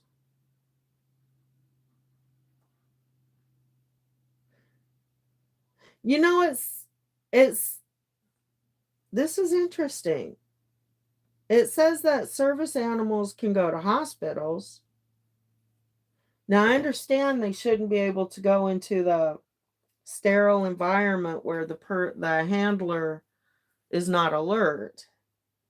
But what about programs like for mental health issues where the handler would be alert? Let's see. What about, okay, other laws apply to housing. The Fair Housing Act applies to many types of housing, both public and privately owned, including housing covered by the ADA under the Fair Housing Act. There may be different rules that apply when a resident or applicant with a disability uses a service animal or other animal to assist with their disability. The U.S. Department of Housing and Urban Development is responsible for administering the Fair Housing Act. Learn more at the U.S. Department of Housing and Urban Development or contact your region. This is a lot to get through for somebody who's not educated, for somebody who, and this is just the frequently asked questions, right? So for somebody to get through who has maybe, like, I've been watching videos about Mennonites and Amish who have 6th grade education or less, right? So maybe they're just coming out of that culture and they can't use internet and they can't read that well. This is a lot to get through right here. But we have nobody to explain it to us unless we have money to go hire an attorney to interpret it for us. And then they're going to tell us, well, there's legal aid everywhere. Do you know how hard it is to get your case taken by legal aid? You want to call legal aid right now? Maybe we should at least put that on the list right here, legal aid. Now I lost it. Now I got a page that says give us feedback. I'm not ready to give you feedback. You suck. Other laws apply to airlines. The Air Carrier Access Act, not the ADA. This is good information to know too. Protects the rights of people with disabilities in air travel. For information or to file a complaint, contact the U.S. Department of Transportation, Aviation, Consumer Protection Division.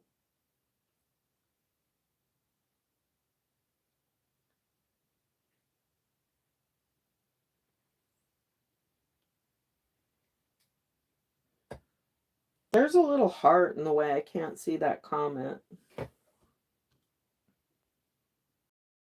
So when you go somewhere, do like the ADA, send to website.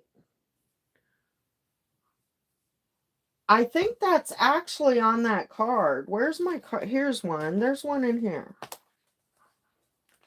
So I try to give him this card, but this card is stupid because it's so tiny.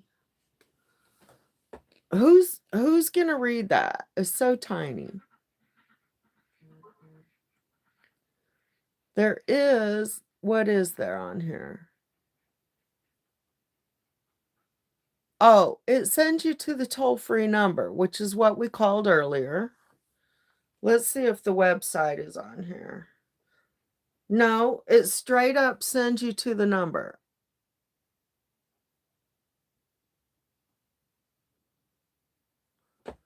I don't see anywhere on here. So we need to get a new card made. First of all, the letters need to be bigger.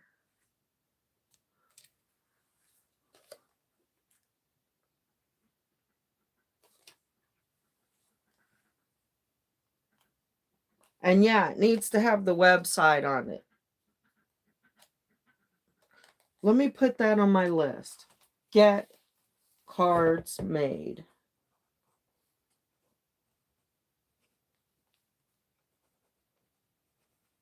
And stickers. Shoot.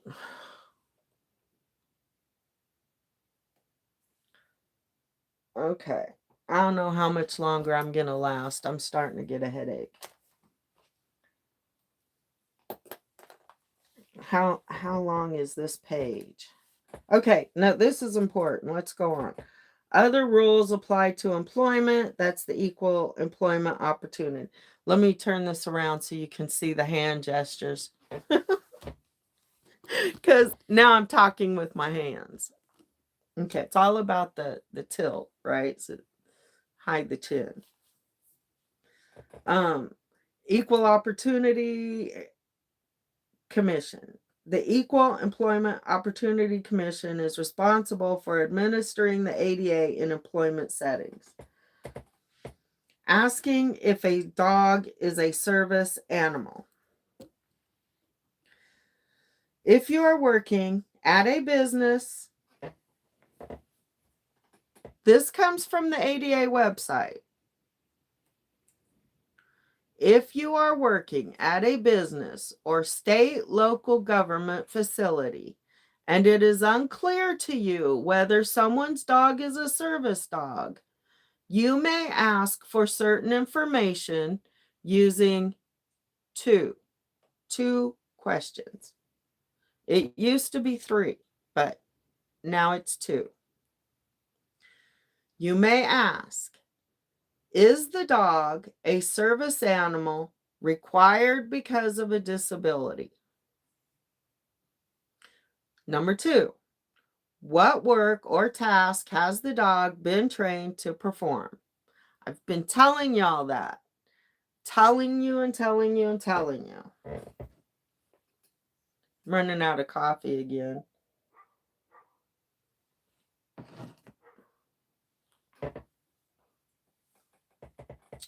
You are not allowed to. You are not allowed to request any documentation that the dog is a registered, licensed, or certified as a service animal. You are not allowed to require that the dog demonstrate its task or inquire about the nature of the person's disability. Because service animals are not required to wear vests, a dog that is wearing a vest is not necessarily a service animal. Guess what? The dog still needs to be trained to perform a task for a person with a disability to be a service animal. And just because the dog, the handler or the owner of the dog does provide certification of a service animal does not mean that the dog is a service animal or trained to perform any tasks. It doesn't mean the handler has a disability. It means the person wants to take their dog into wherever they want to take their dog. When a service animal can be kept out. Let's see.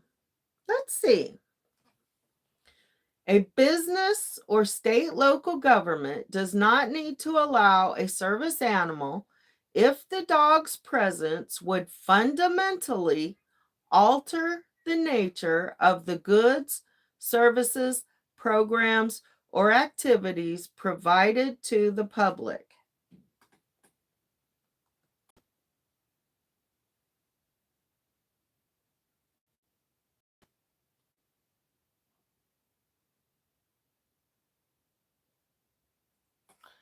They don't have the right to.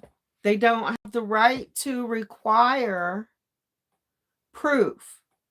They can ask those two questions, and then the liability is upon the owner and off of the business. Does that make sense? Now, if the animal misbehaves, then the business can ask the animal to leave. So we're getting to that. We're actually getting to that part.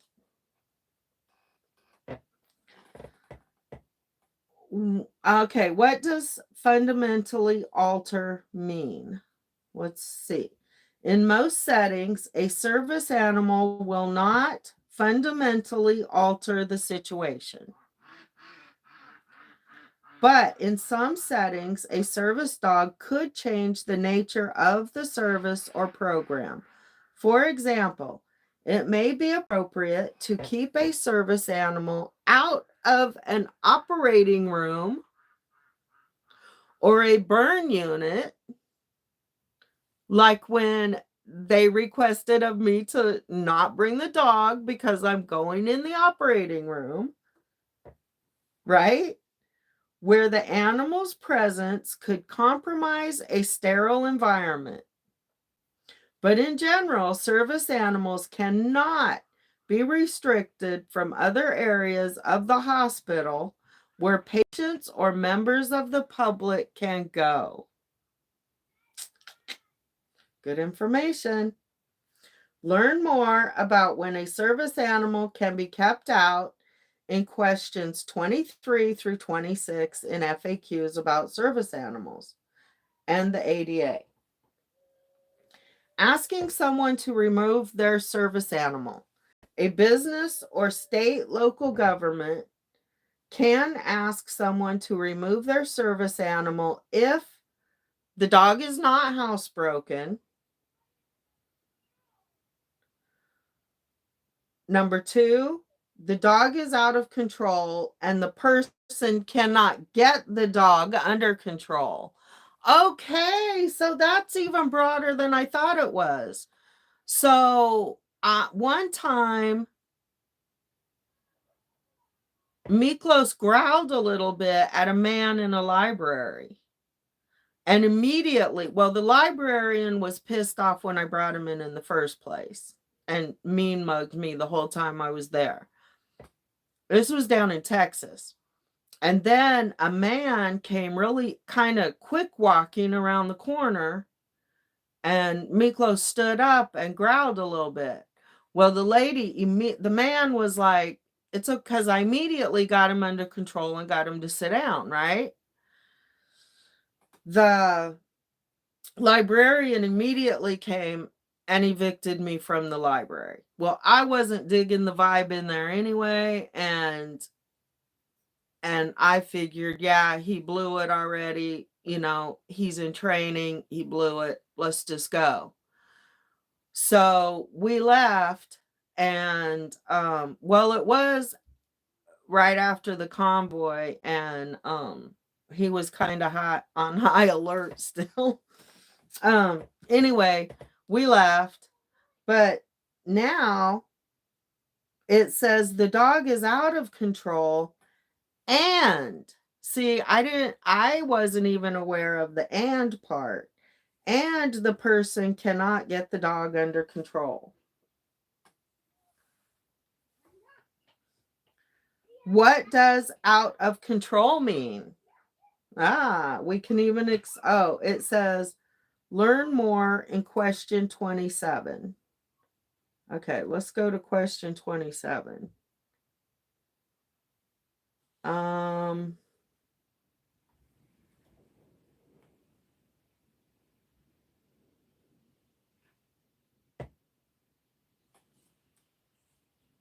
She told me to go to question 17. That's what she was telling me. Oh, there's a whole nother page here that has the questions numbered. So she told me go to question 17. And then, where was I going? 27. What does under control mean? Oh, this is interesting. What does under control mean? Do service animals have to be on a leash? Do they have to be quiet and not bark? Okay. The ADA requires that service animals be under the control of the handler at all times. In most instances, the handler will be the individual with a disability or a third party who accompanies the individual with a disability. In the school K-12 context and in similar settings, I'm getting a notification to go to court. The school or similar entity may need to provide some assistance to enable a particular student to handle his or her service animal. The service animal must be harnessed, leashed, or tethered while in public places unless the devices interfere with the service animal's work or the person's disability prevents use of these devices. In that case, the person must use voice, signal, or other effective means to maintain control of the animal. So, I've been trying to allude to this too when y'all keep hollering about leash, leash, leash. He's off leash. Okay? As long as he's under the handler's control, he doesn't necessarily have to be on leash. What am I missing? A conversation about Germany? Asheville, North Carolina. Asheville, North Carolina loves dogs more than children. I promise you, there's water bowls everywhere, treats everywhere. They love their dogs. Okay, back to under control.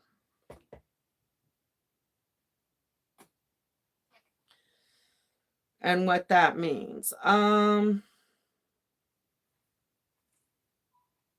For example, a person who uses a wheelchair may use a long retractable leash to allow her service animal to pick up or retrieve items. She may not allow the dog to wander away from her and must maintain control of the dog, even if it is retrieving an item at a distance from her. Or a returning veteran who has PTSD and has great difficulty entering unfamiliar spaces may have a dog that is trained to enter a space, check to see that no threats are there, and come back and signal that it is safe to enter. That was perfect information for me to have, wasn't it? I like this. We're learning more and more.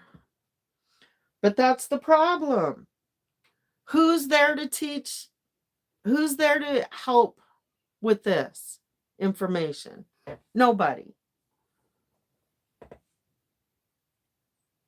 Oh, wow. I've never been to Germany.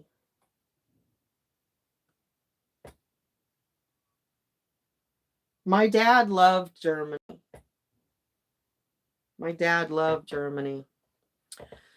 Okay, where are we going? The dog must be off leash to do its job, but may be leashed at other times. Under control also means that a service animal should not be allowed to bark repeatedly in a lecture hall, theater, library, or other quiet place.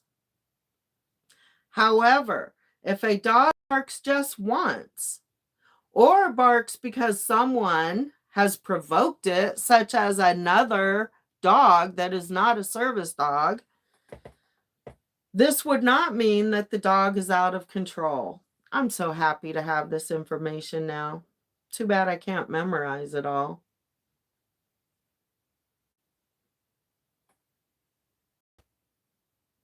There's so much information here, you guys. But still, I have to warn you to not take only this information off the website. You have to double check it with the actual Code of Federal Regulations and the ADA, the law. You need to double check it with the law. It talks about gyms, fitness centers, swimming pools. Are they required to allow service animals in with its handler? No. The ADA does not override public health rules that prohibit dogs in swimming pools. However, service animals must be allowed on the pool deck. That doesn't even make sense that they would be required to let the dog in the pool. Come on. So, no, they can't be. Oh my gosh, there's so many questions. Let's see about churches. Are churches, temples, synagogues, mosques, and other places of worship required to allow individuals to bring their service animals into the facility? I bet you they are. Oh, it says no. Religious institutions and organizations are specifically exempt from ADA. However, there may be state laws that apply to religious organizations. Now, remember when I said state laws can give you more rights than the federal law, not less? That would be an example where a state law, am I yelling? I feel like because I can't hear, I'm yelling. That would be an example of a state law giving you more rights, not taking away. Okay?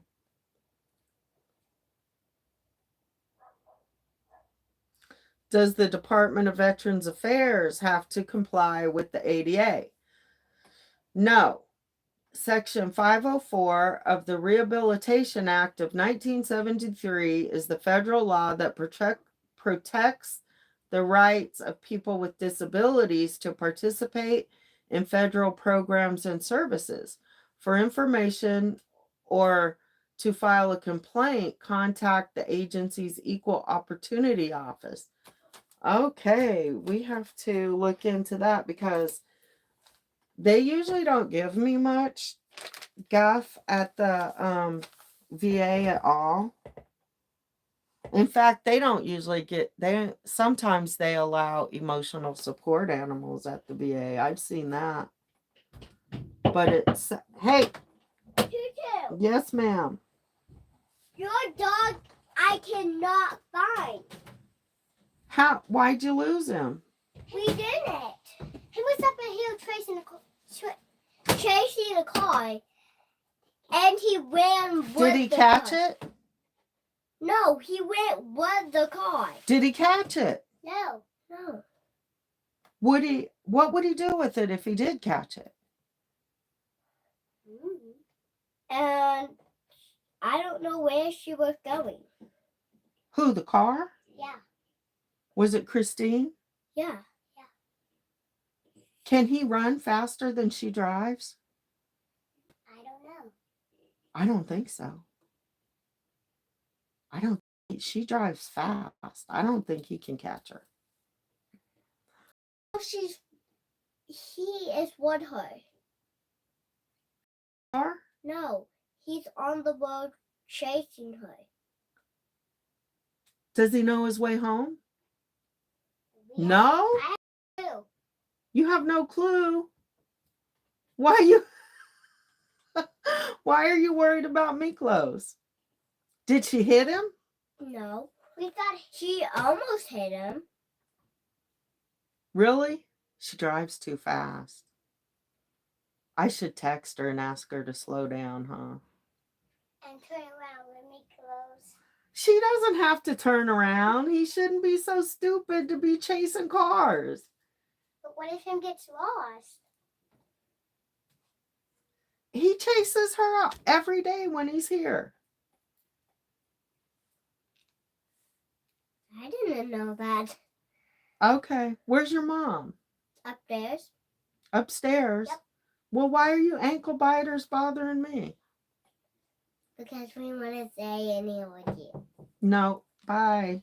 Okay. I'm talking to adults right now. Okay. Okay, bye. We'll see you later. All right. Ciao. Ciao. Did they kick you out? Yes. Yep. The adults kicked the little ones out. 504 section of the Yeah, how you supposed to even spell rehabilitation? Rehabilitation. My fingers barely work.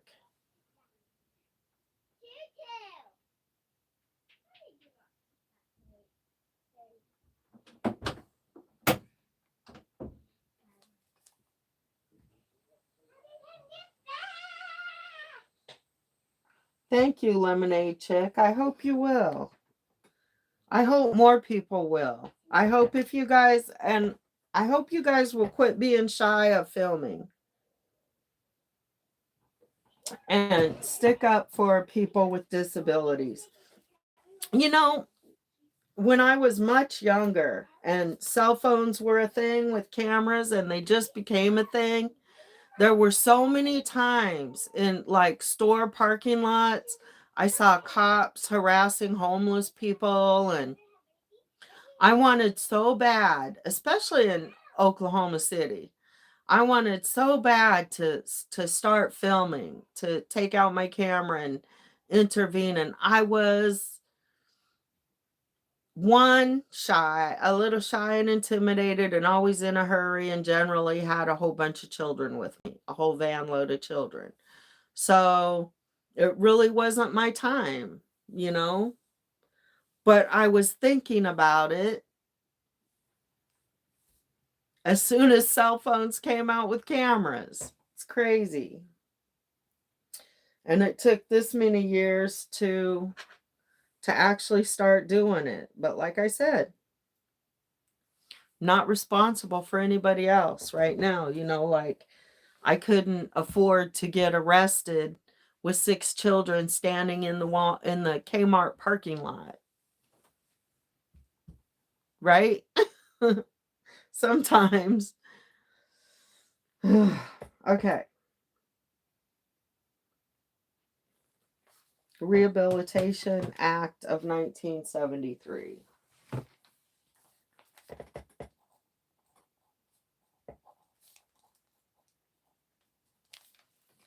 Okay.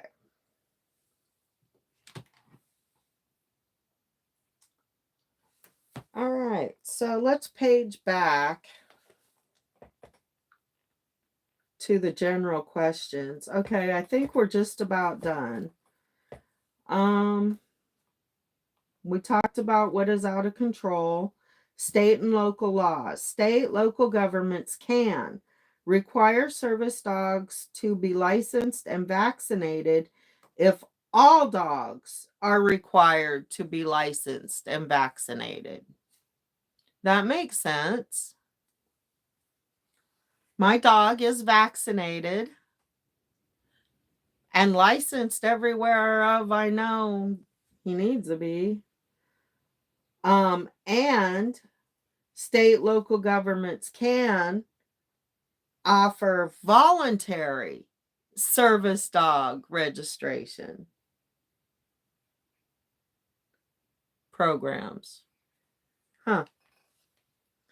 That's a question I can start asking, right? Does this state have a voluntary registration program? That will spin people's brain out of control. The more questions you ask them, the more out of control their brains start spinning because they can't answer the questions. They just want to get their way. State and local governments can't require certification or registration of service dogs, and they can't ban a service dog based on its breed. Learn more about the ADA and service animals. And then it sends you to the frequently asked questions about service animals and the ADA requirements. Let's see, what does that say? ADA requirements, service animals. The Department of Justice published revised final regulations implementing the Americans with Disabilities Act for Title II state and local government services. State and local. All that bullshit that all you cops, all you hillbilly cops keep spouting to me about state law. The federal ADA applies to states, state government.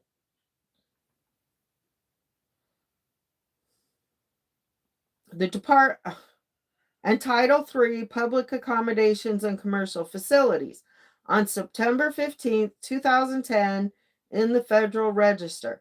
These requirements or rules contain updated requirements. Anyway, this is long.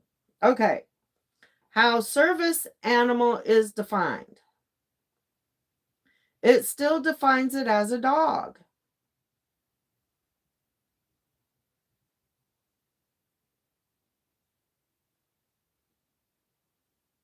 Okay, hold on a minute. So, service animals are defined as dogs that are individually trained to do work or perform tasks for people with disabilities. Examples of such work, people that are blind, seizures, we've been over all that, medication, PTSD. It's not an emotional support animal. This definition does not affect or limit the broader definition of assistance animal under the Fair Housing Act or the broader definition of service animal under the Air Carrier Access Act. Some state and local laws also define service animal more broadly than the ADA does. So that would be another example of states giving you more rights, not less.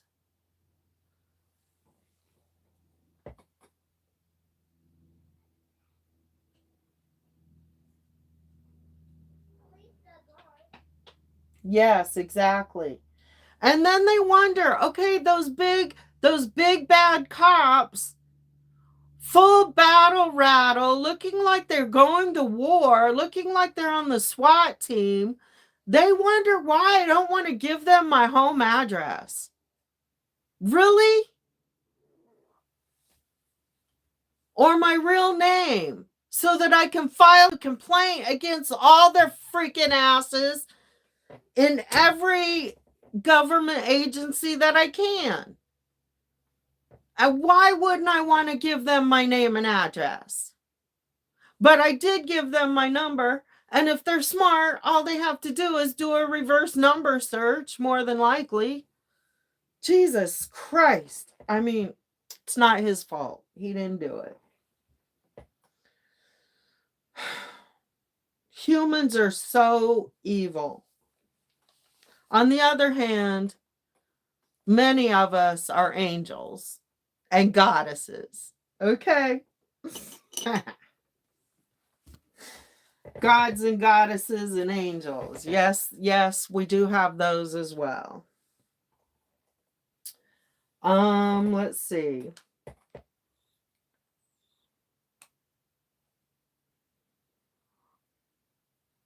Anyway, miniature horses. Here. Okay, wait. This is something I wanted to read too.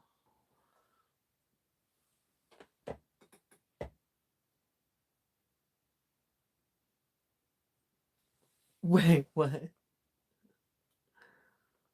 I always tell police when they tell me to do anything, it's at the threat of a gun. They say no, but if I don't comply. Yeah, exactly. Yeah. And they pulled the taser out on my grandson. And wonder why he was afraid to get out of the freaking car. Does he look like a gangbanger? Shit. Okay. This is important information too. Inquiries, exclusions, charges, and other specific rules related to service animals. When it is not obvious what service an animal provides, only limited inquiries are allowed. Staff may ask 2 questions. So in other words, if somebody obviously is blind, right, and has a cane, and they have a dog with a harness, people know that that's a service animal. But or people choose to put a vest on their animal. But that doesn't necessarily mean it's a service animal. So it would be fair for an employee to still ask, right? So when it's not obvious, staff may ask 2 questions. Is the dog a service animal required because of a disability? And what work or task has the dog been trained to perform? Now, most people that know the law or have been trained in their business about service animals, they will say, is that a service dog? And leave it at that.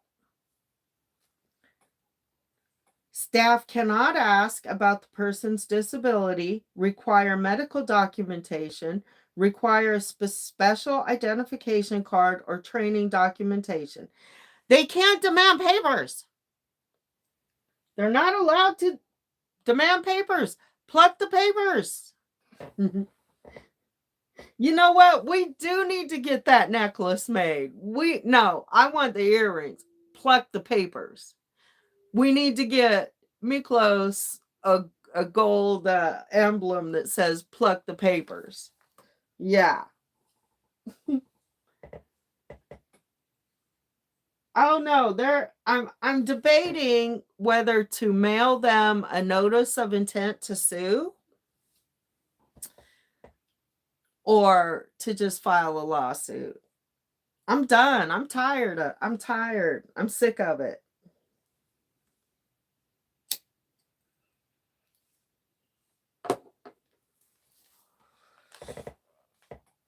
Okay.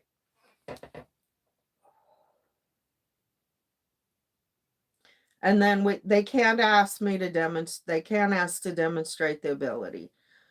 Allergies and fear of dogs are not valid reasons for denying access. Do you know how many times people have tried to use allergies to deny me access, which is ridiculous because of the breed of my dog? Secondly, they're not allowed to use that excuse. And do you remember back in West Virginia at the courthouse when that great big old federal marshal, wanted to deny my service dog access to the courthouse because he had been bitten by a dog before and he was afraid of dogs? Remember that? I know you do, Lemonade Chick. I think you were there that day. Weren't you there that day? Yeah, I like this when keep your hand off your gun. How many times have you been in front of the cops and their hand goes to their gun? Okay. You could probably email them. You know what? If you want to, put it on Facebook. I've done that before. When I wrote the review on Facebook, I just quote the law. They don't care. Yeah, she tried to use the allergy one. What's up, KK? Did you guys get kicked out of the house? Mm-mm. Oh. How come Bella and Avery told me they got kicked out? They probably did. I live upstairs. Did you come to say hi? Yes. You live upstairs? You Mhm. don't get kicked out? No. Stuff with black stuff on my face. Right. Okay, let's see. Anyway, those are not valid reasons for denying access or refusing service to people using service animals. Why does it keep saying service animals if it only applies to dogs? I'm still waiting to find out that answer.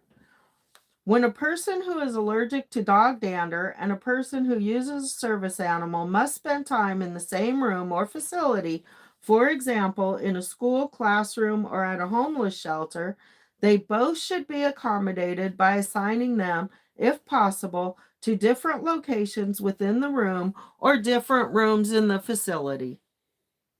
I love it. I love it. I love it. I love it. A person with a disability cannot be asked to remove his service animal from the premises unless 1. The dog is out of control and the handler does not take effective action to control it, or 2. The dog is not housebroken. When there is a legitimate reason to ask that a service animal be removed, staff must offer the person with the disability the opportunity to obtain goods or services without the animal's presence. So it's never happened to me that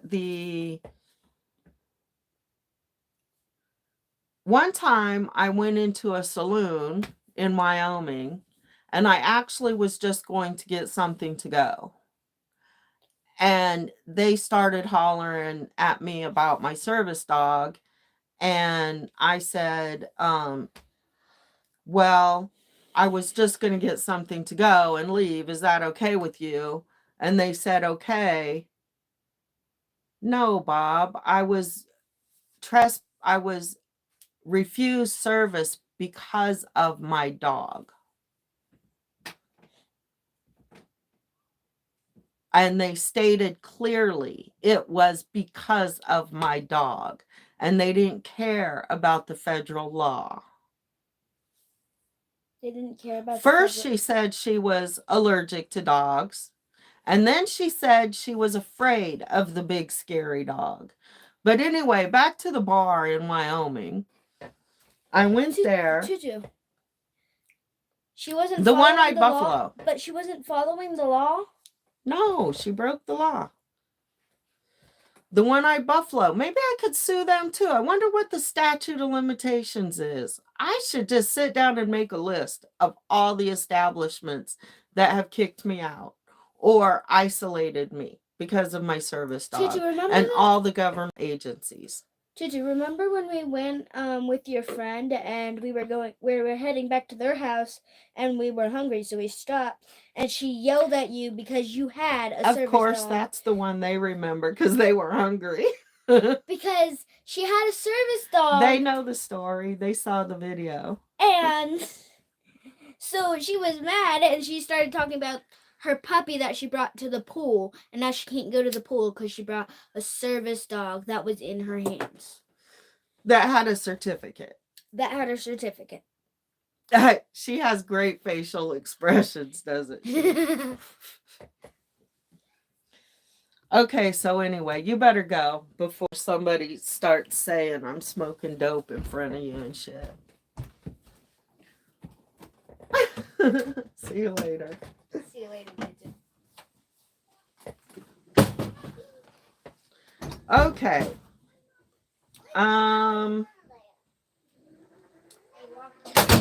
So, like I have gone to a restaurant where I went to get it. You had to go through the line to get your food. Like it was a barbecue place in Kansas. And remember, anyway, you understand. You have to get a tray and get your food. And they didn't want me to bring the dog through the line. Well, in actuality, they couldn't have refused that if I would have fought it then, but I didn't know the law then as well as I know it now. So, of course I did. I was 19 years old. Probably the skinniest I ever was in my life because I was in the military. I was in the Caribbean. What the heck? I had a good time. Except that I kept getting sick because there was all the free food, it wasn't free, of course, it was paid for, but I didn't pay for it. But there was all the food and booze you could want. And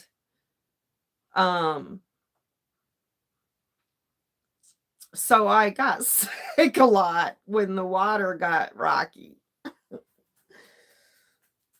Okay. Anyway, I did let my granddaughter hold the dog while I went and got the food. And so we went ahead and did it that way. Gosh. I got some headache medicine around here somewhere.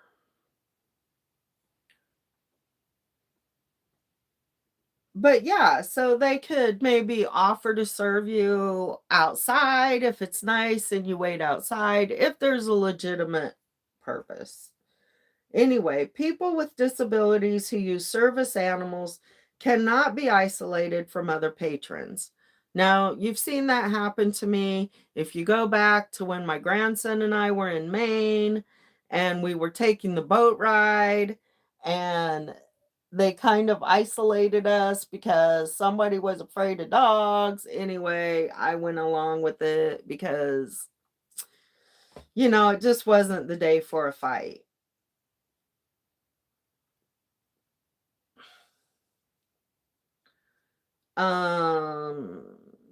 Establishments that sell or prepare food must generally allow service animals in public areas, even if state or local health codes prohibit animals on the premises. People with disabilities who use service animals cannot be isolated.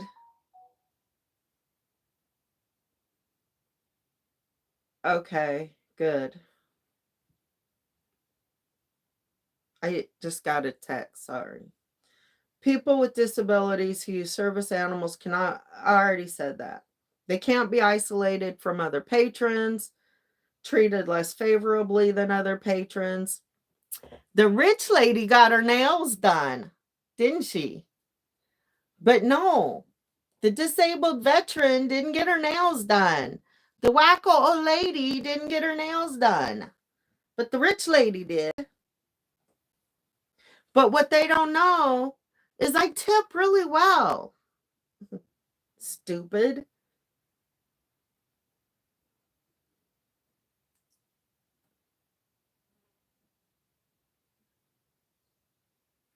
Cannot be charged fees that are not charged to other patrons without animals. So, like, hotels are not allowed to charge pet fees for a service animal. People have tried to do that to me several times. Me and what is it? Airbnb. Me and the Hilton. We keep having to fight. We keep having to fight this fight. I'm getting tired of fighting this fight. It's time for me to get paid to fight this fight.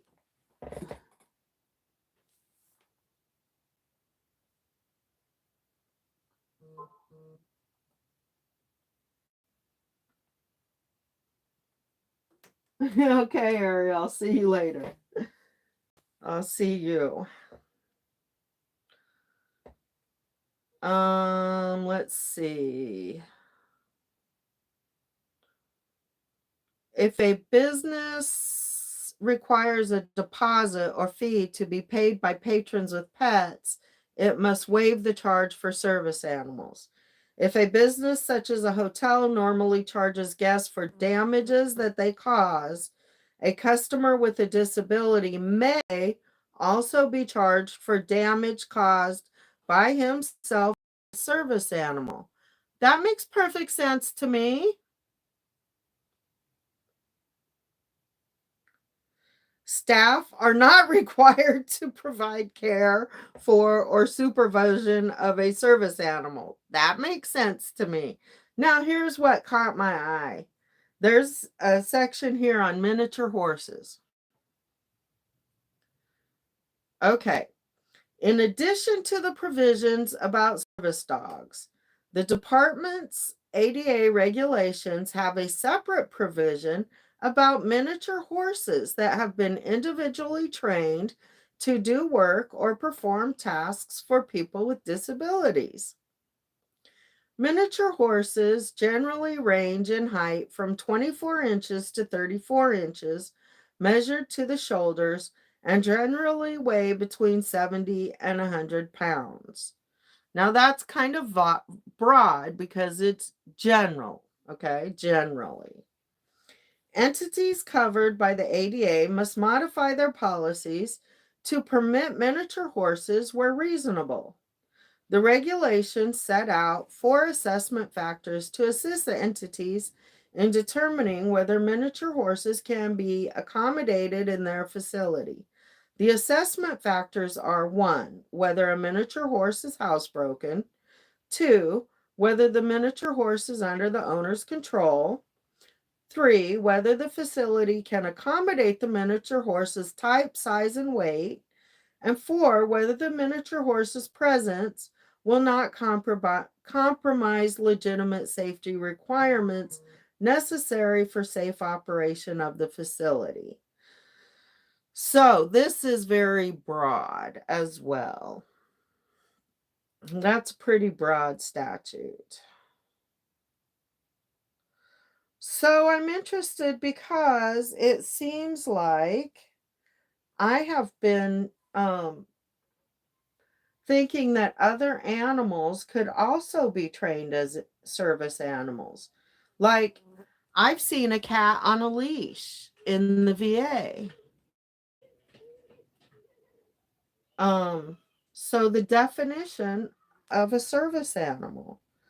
So now I'm curious to go down another rabbit hole.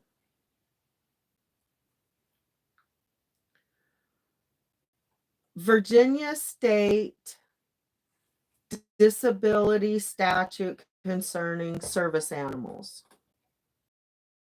According to Virginia law, every totally or partially blind person shall have the right to be accompanied by a dog in harness trained as a guide dog. Every person who is deaf or hard of hearing shall have the right to be accompanied by a dog trained as a hearing dog on a blaze orange leash, and every mobility impaired or otherwise disabled. Okay, so it's a dog or a miniature horse. I thought it could be about any animal that met the requirements as far as being trained for a task. As long as they were, like, say, a monkey with a diaper, right? Why couldn't a monkey with a diaper be a service animal? They can retrieve things, they can follow commands. But let's check out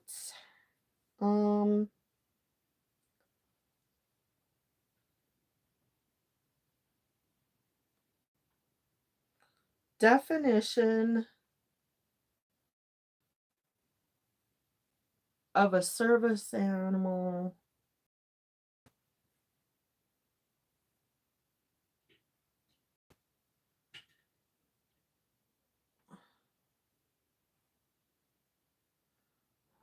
So it's covered under Code of Virginia, section 51.5 through 44. Rights of persons with disabilities in public places and places of public accommodation. A person with a disability has the same rights as other persons to the full and free use of the streets, highways, sidewalks, walkways, public buildings, public facilities, and other public places. For purpose of this section, a person with a disability means a person whose disability is unrelated to his ability to utilize and benefit from a place of public accommodation or public service. Now, did anybody understand that? Pigs can be trained, exactly. Yeah, I know monkeys can be nasty little creatures and thieves, I think. But I wonder where I got that information. I'm gonna be digging now until I figure out where I got that information from. Let's continue on Virginia law. A person with a disability, this is kind of small. Can I make, yes, here we go. Bigger. Eat the pig.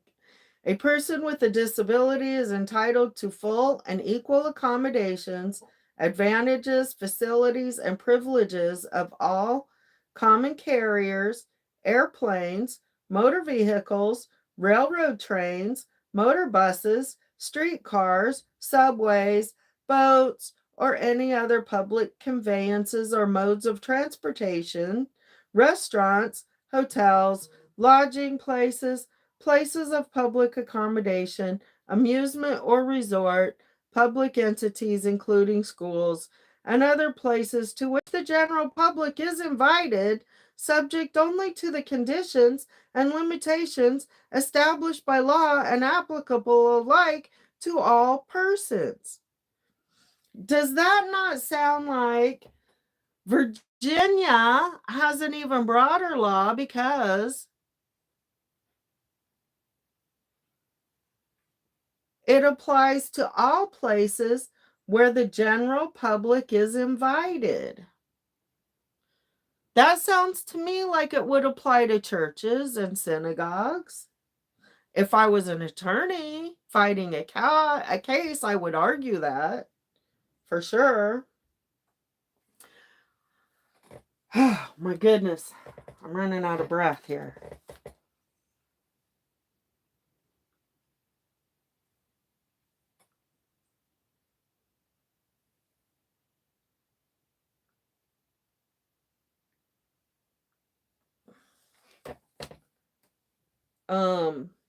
Paragraph C.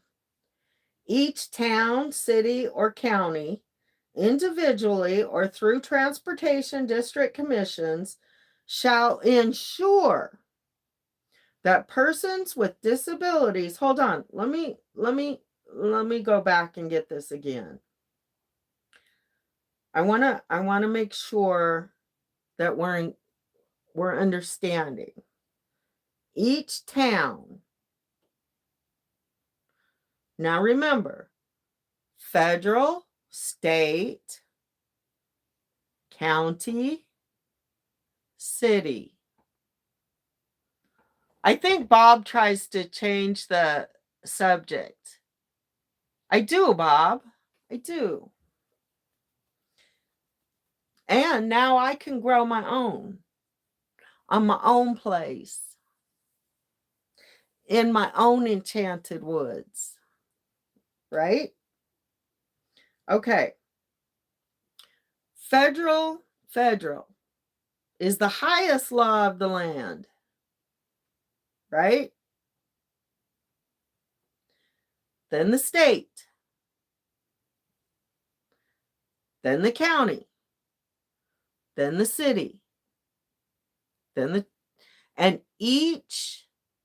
municipality. Then the HOA. Then each level can give more rights and broader coverage, but not less. Keep telling y'all that. Or trying. I mean, they try. They try. Let me get some water.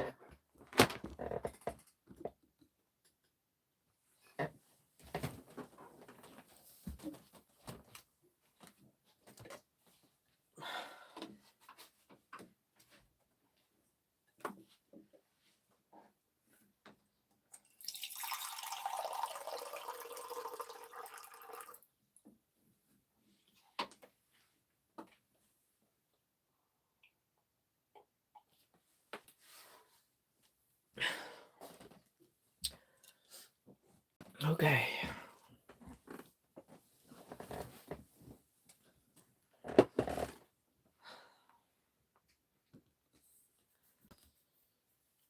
Okay. This is so stressful.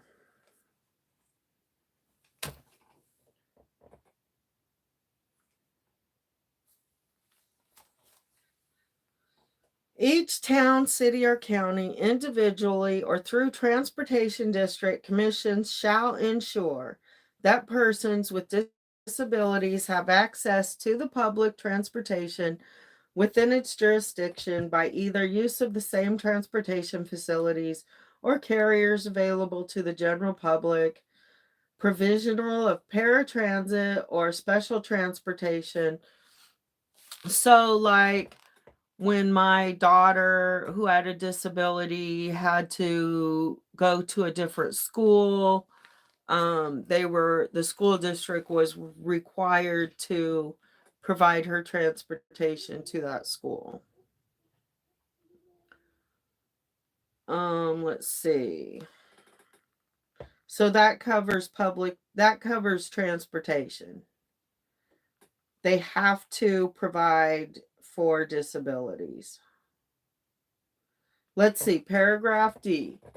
Nothing in this title shall be construed to require retrofitting of any public transit. So it's when new facilities are built, they have to. Okay, E. This is weird because every totally or partially blind person shall have the right to be accompanied by a dog in harness trained as a guide dog. Every person who is deaf or hard of hearing shall have the right to be accompanied by a dog trained as a hearing dog on a blaze orange leash, and every mobility impaired or otherwise disabled person shall have the right to be accompanied by a dog. Wait a minute. And every mobility impaired or otherwise disabled person shall have the right to be accompanied by a dog trained as a service dog in a harness, backpack, or vest identifying the dog as a trained service dog in any of the places listed in subsection B without required to pay an extra charge for the dog, provided that he shall be liable for any damage done to the premises.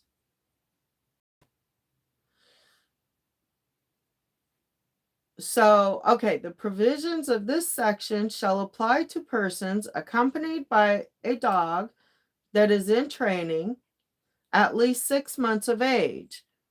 So, a service dog in training has to be at least 6 months of age. And then the law applies. I got a lot of grief when my service dog was in training. And is in harness, provided such person is an experienced trainer of guide dogs or is conducting continuing training of a guide dog. On a blaze orange leash, provided such person is an experienced trainer of hearing dogs. This law won't hold up in court. You guys, this law will not hold up in federal court. How old is this law?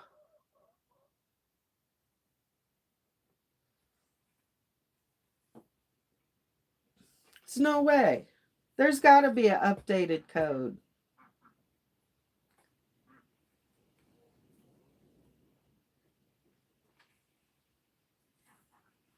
Huh. Let's see what else they send me to.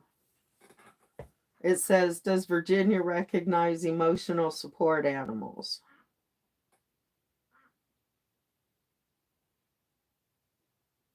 Okay. Just according to Google, To officially have an animal recognized as an emotional support animal in Virginia, you need to have an ESA letter signed by a licensed mental health professional. So Virginia apparently will, but then like that's discriminatory too, because then you have a letter and you have to divulge who your mental health professional is. You have to like that. This won't hold up under HIPAA.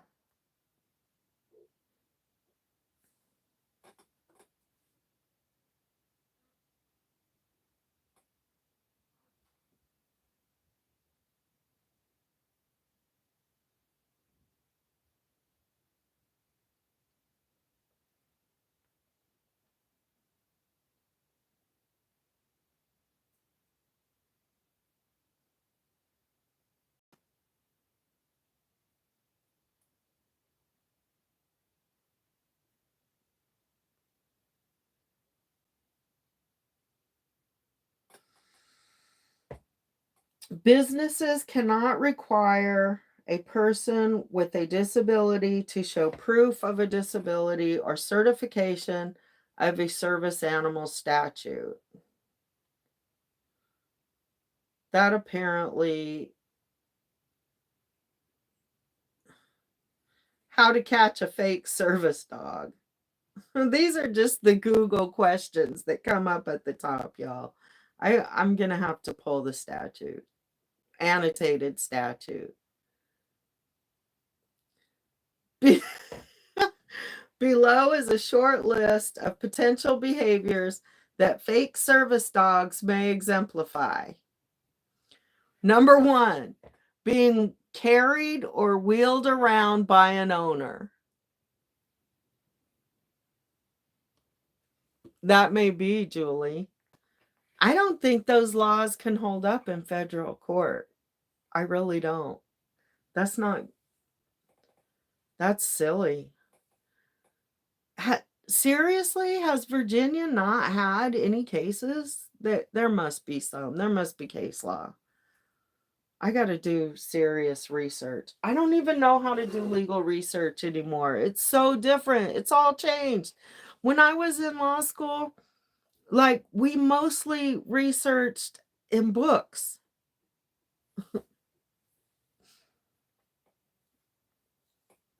Okay. Number 1, being carried or wheeled around by an owner. Number 2, tugging or pulling on a leash or not having a leash at all. Number 3, vocalizing, whining, barking, growling. Now, I would say if it's consistent vocalizing, yeah. Number 4, showing any signs of aggression, including toward other people or other dogs. This is funny. Oh, here's a, wait.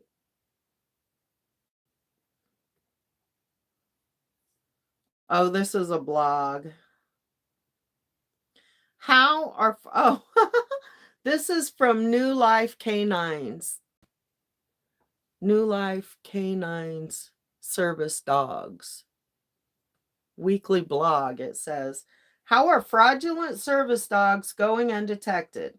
According to the ADA, okay, we already read all that. The 2 questions, what they can't be asked, how to spot a fraudulent service dog.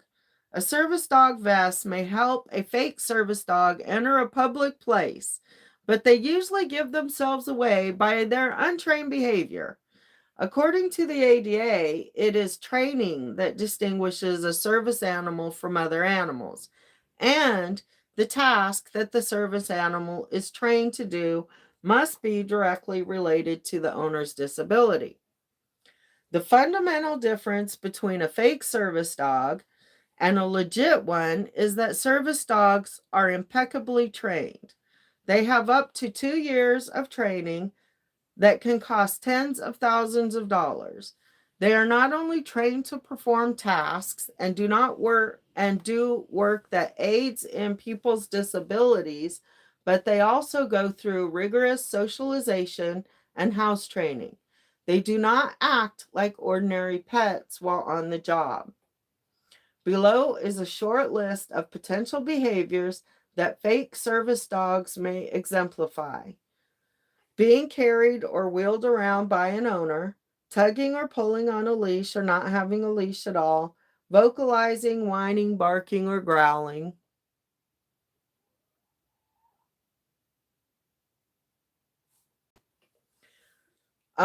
showing any signs of aggression, including toward other people or other dogs, biting or nipping at people or other animals, wandering or not staying by the handler's side. You know, one time we got kicked out because a little girl, was wandering away from her mother. So Miklos, we were at a Buc-ee's. Miklos barked one time to alert me that the baby was walking away from her mother. And so we got kicked out of Buc-ee's, and I didn't want to fight no more. So I said, "Can I just pay for my water and leave?" But he was protecting that baby. He's always hurting the children. But it freaked the mom out. Anyway, wandering or not staying by the handler's side, begging for or stealing food, not being house trained or marking territory, sniffing people, animals, or objects, biting or damaging property, loses focus or is easily distracted, easily frightened or looks stressed, does not have a calm demeanor. How many dogs have you seen that claim to be service dogs that constantly look like they're stressed out? Of course, there may be some exceptions. For example, if a service dog is trying to alert a handler of an impending panic attack, they may vocalize as part of their training. But for the most part, it will be obvious to spot a fraudulent service dog once you know what signs to look for. This is because service dogs will not act on regular dog behaviors while they are working. They are professionals and will act as such.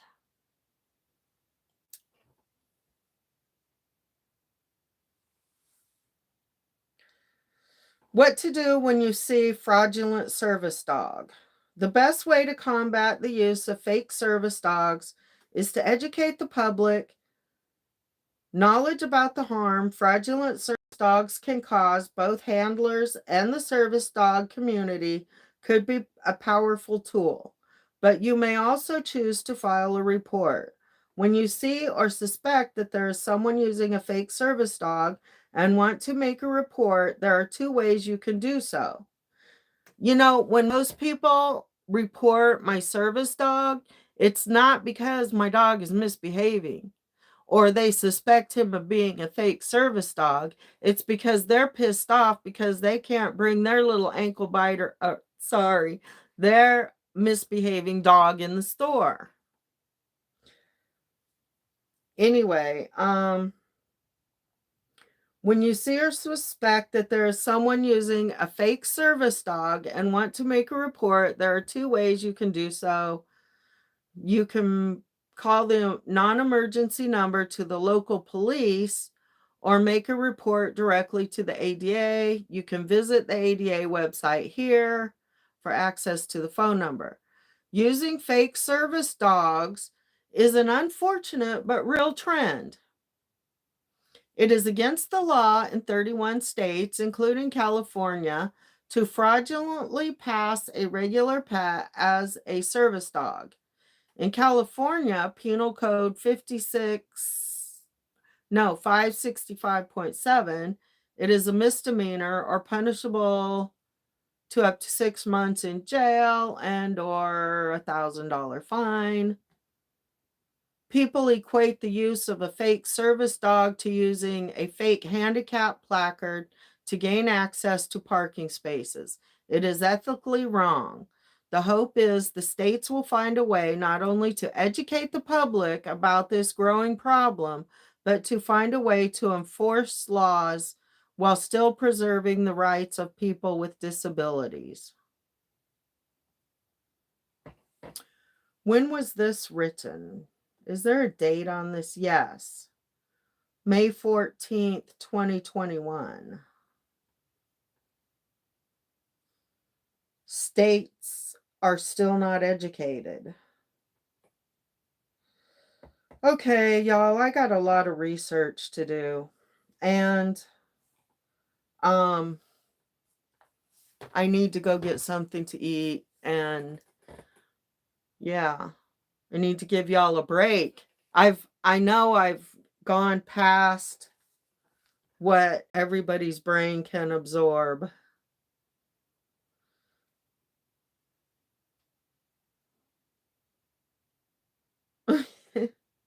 Yeah. Okay, guys. Peace out for today. For now, anyway. Talk to you later. Thanks for guiding me through this chaotic morning. I'll see you soon. Bye.